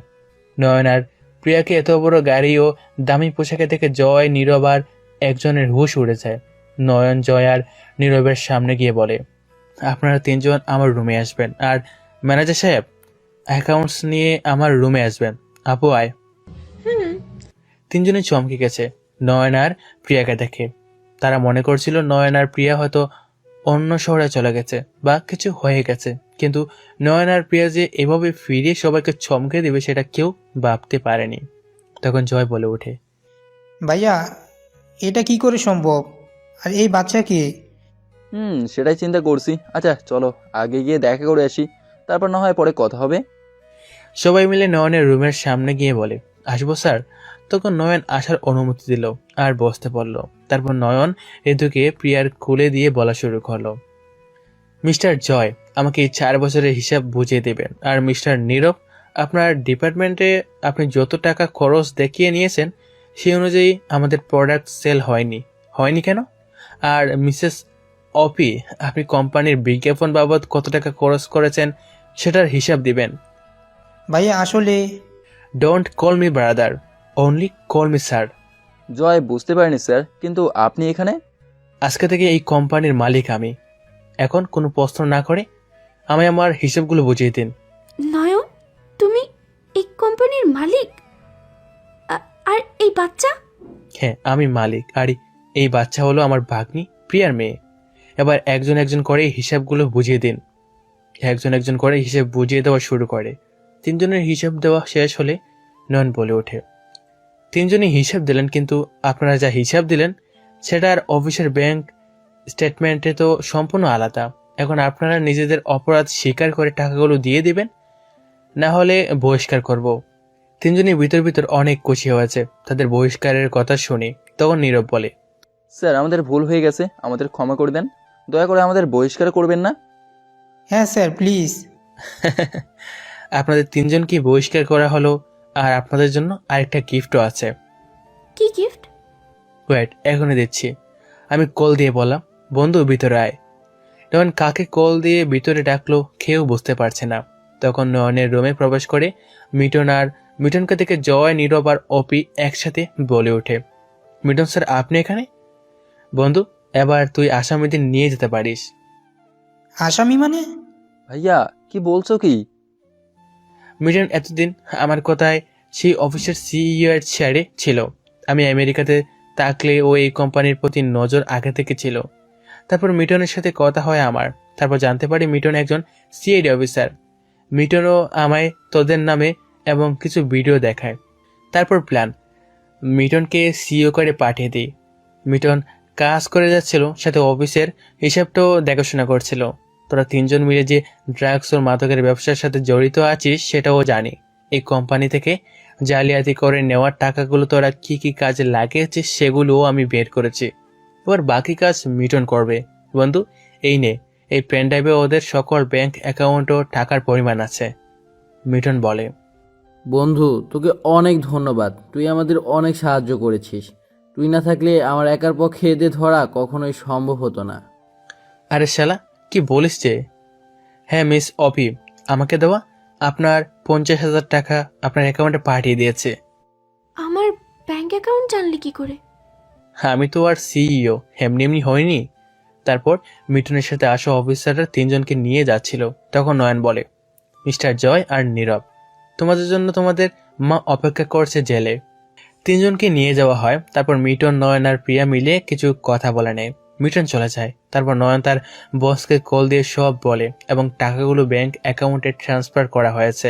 তখন বস বলেন, নয়ন কি আমেরিকায় ফিরে যাবে না অফিসে থাকবে? তখন নয়ন বলে, স্যার আমি এখানেই আছি, আপনি চিন্তা করবেন না, আর কোনো সমস্যা হলে আমায় বলবেন, আমি চলে আসবো। নয়ন কথাগুলো বলে ফোন রেখে প্রিয়ার দিকে তাকায়। প্রিয়াও অবাক চোখে তাকিয়ে আছে। তখন নয়ন বলে, কি হয়েছে, চোখ বড় বড় করে তাকিয়ে আছিস কেন? তুই না বললি চলে যাবি, তাহলে? হ্যাঁ চলে যাব, তবে বৃষ্টিকে নিয়ে বাংলাদেশে হানিমুনটা সেরে নিব ভেবেছিলাম, কিন্তু যখন বললি তাহলে চলে যাব সত্যি এবার। না না, আমি এমনটা বলি নাই। ভাইয়া আমার উপর রাগ করে থাকিস না, আমার অনেক কষ্ট হয় তুই আমার সাথে কথা না বললে। মাফ করতে পারি এক শর্তে, তুই মেহেরের বিয়ে মিটনের সাথে দেওয়ার ব্যবস্থা করতে পারলে। ভাইয়া তুই তো মেহেরকে। আমার জন্য বৃষ্টি আছে, তাই তোর আমার চিন্তা করতে হবে না। এখন বলো, আমার সাথে কথা বলবি না বলবি না, বল তাড়াতাড়ি। আমি রাজি। পারবো, আজকে থেকে কাজ শুরু।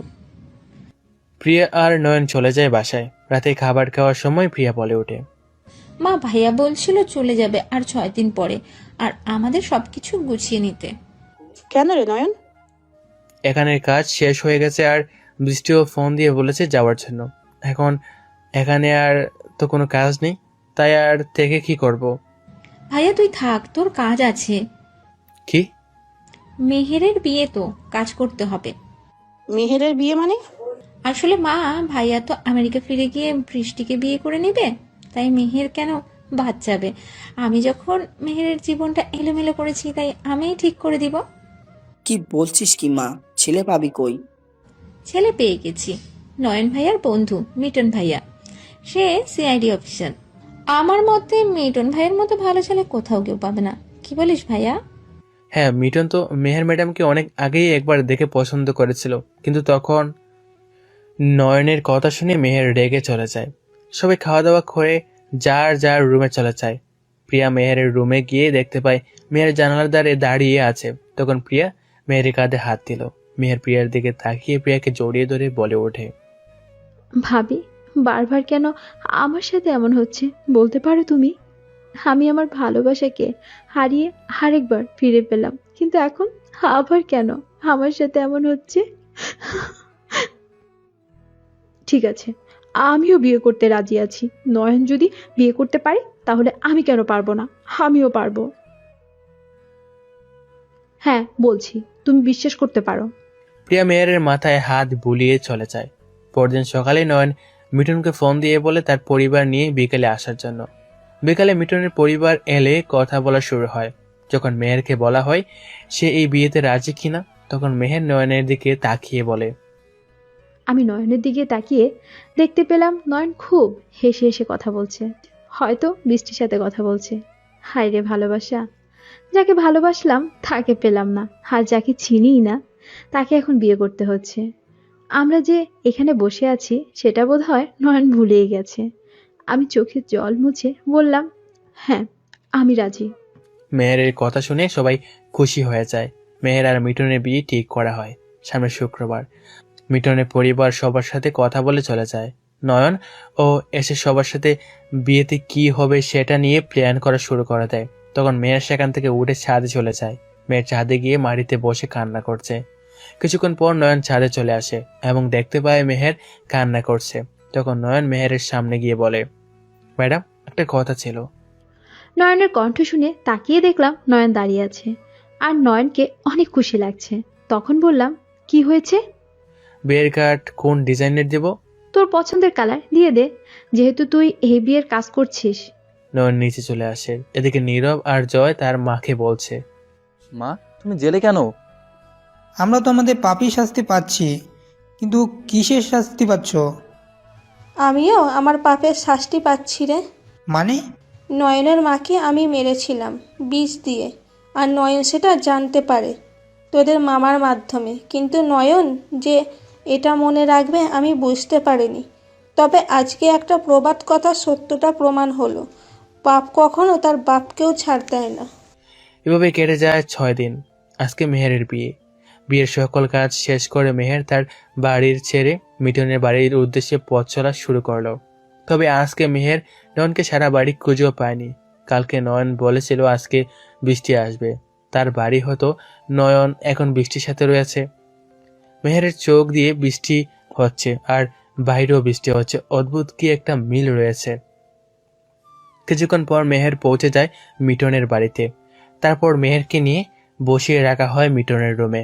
মেহের কান্না করছে, যার জন্য অনবরত তার চোখ দিয়ে পানি পড়ছে। আর কিছুক্ষণ পর হয়তো সে হয়ে যাবে অন্যর অধীনে। তার ভালোবাসার মানুষকে ভুলে অন্যজনকে ভালোবাসতে হবে। রাত 11টায় দরজা ঠেলে কেউ প্রবেশ করে। তারপর দরজা লাগিয়ে দিয়ে বিছানায় এসে বসে। মেয়ের কিছুটা পিছিয়ে যায় আর বলে ওঠে, দেখুন, আমি আপনাকে স্বামী হিসেবে মানি না। আমি অন্য একজনকে ভালোবাসি। আমি আপনাকে কখনো স্বামী মর্যাদা দিতে পারবো না। আপনি যদি জোর করেন তাহলে কিন্তু আমি গলায় ফাঁস দিব। তাই বলছি, আমার কাছে স্বামীর অধিকার ফলাতে আসবেন না। আমি আগেও বলছি, এখনো বলছি, আমি আপনাকে স্বামী হিসেবে মানি না। তাহলে কি মিঠুনকে স্বামী হিসেবে মানো? লোকটার কথা শুনে মেহের ঘোমটা তুলে তাকিয়ে দেখতে পায় নয়ন বড় সেজে দাঁড়িয়ে আছে। মেহের নয়নকে দেখতে পেয়ে জড়িয়ে ধরে কান্না করতে লাগলো, আর নয়ন হেসে যাচ্ছে মেহেরের কান্না দেখে। মেয়ের চোখের জল মুছে নয়নকে উদ্দেশ্য করে বলে ওঠে, এসবের মানে কি? আর তুমি কেন বরের পোশাকে দাঁড়িয়ে আছো? আজকে আমার বিয়ে, আমি বরের পোশাক পরবো না তো কে পরবে? মিঠুন নাকি? সব আমার মাথার উপর দিয়ে যাচ্ছে। It's revenge time baby. কিসের রিভেঞ্জ? তোমার বিয়ের কথা শুনে আমি অনেক কান্না করেছিলাম সেদিন, কিন্তু তুমি কি করলে? তুমি প্রিয়াকে বললে তোমার বিয়ে হয়ে গেছে। নয়নের বাচ্চা, তোরে তো আমি খাইছি রে। এতদিন কি কম কষ্ট পেয়েছি? বিয়ের ব্যাপারে সবাই জানতো, তাই না? না, বিয়ের পর সবাই জেনেছে, কিন্তু তুমি বুঝতে পারোনি। আজকে তোর বাসরের ফুল স্টপ বসিয়ে দিলাম। তোর বাসর বন্ধ। তুই সর আমার বিছানা থেকে। ও আচ্ছা, আমার কোনো সমস্যা নেই। আমার বৃষ্টি আছে আর আমি আছি। আজকে না হয় আমি ছাদে গিয়ে বৃষ্টির সাথে বাসর করব। বৃষ্টি ছাদে অপেক্ষা করছে আমার জন্য। তুমি ঘুমিয়ে পড়ো, আমি আসি, কেমন? কথাটা বলেই নয়ন বিছানা থেকে উঠে এক পা বাড়াতেই মেহের নয়নকে টান মেরে বিছানায় ফেলে দিয়ে নয়নের উপর উঠে নয়নের গলা চেপে ধরে বলে, কি বললি তুই? বিয়ে করবি আমাকে আর বাসর করবি ওই মেয়ের সাথে? তোকে তো আমি মেরেই ফেলবো। আমি কি মেয়ে বৃষ্টির কথা বলছি নাকি? মানে? আমি আকাশের বৃষ্টির কথা বলছি। আরে এখন তো বর্ষাকাল, আর এই বৃষ্টি আমার খুব ভালো লাগে। তার মানে তুই ইচ্ছে করে আমায় কষ্ট দিয়েছিলি বৃষ্টির কথা বলে। আজকে তোকে শাস্তি দিব, কঠিন শাস্তি দিব, যা তুই কখনো ভুলতে পারবি না। 1 মিনিট, আগে পাঠক আর পাঠিকাদের কাছ থেকে ছুটি নিয়ে চলে আসি, তা না হলে আমার শাস্তি সবাই দেখে নেবে। তাড়াতাড়ি চলে আয়। তো প্রিয় পাঠক আর পাঠিকাগণ, এবার যাই আমার ম্যাডামের কাছে, দেখি ম্যাডাম আমায় কি শাস্তি দেয়। ভালো থাকবেন, দেখা হবে নতুন কোনো গল্পে। আল্লাহ হাফিজ।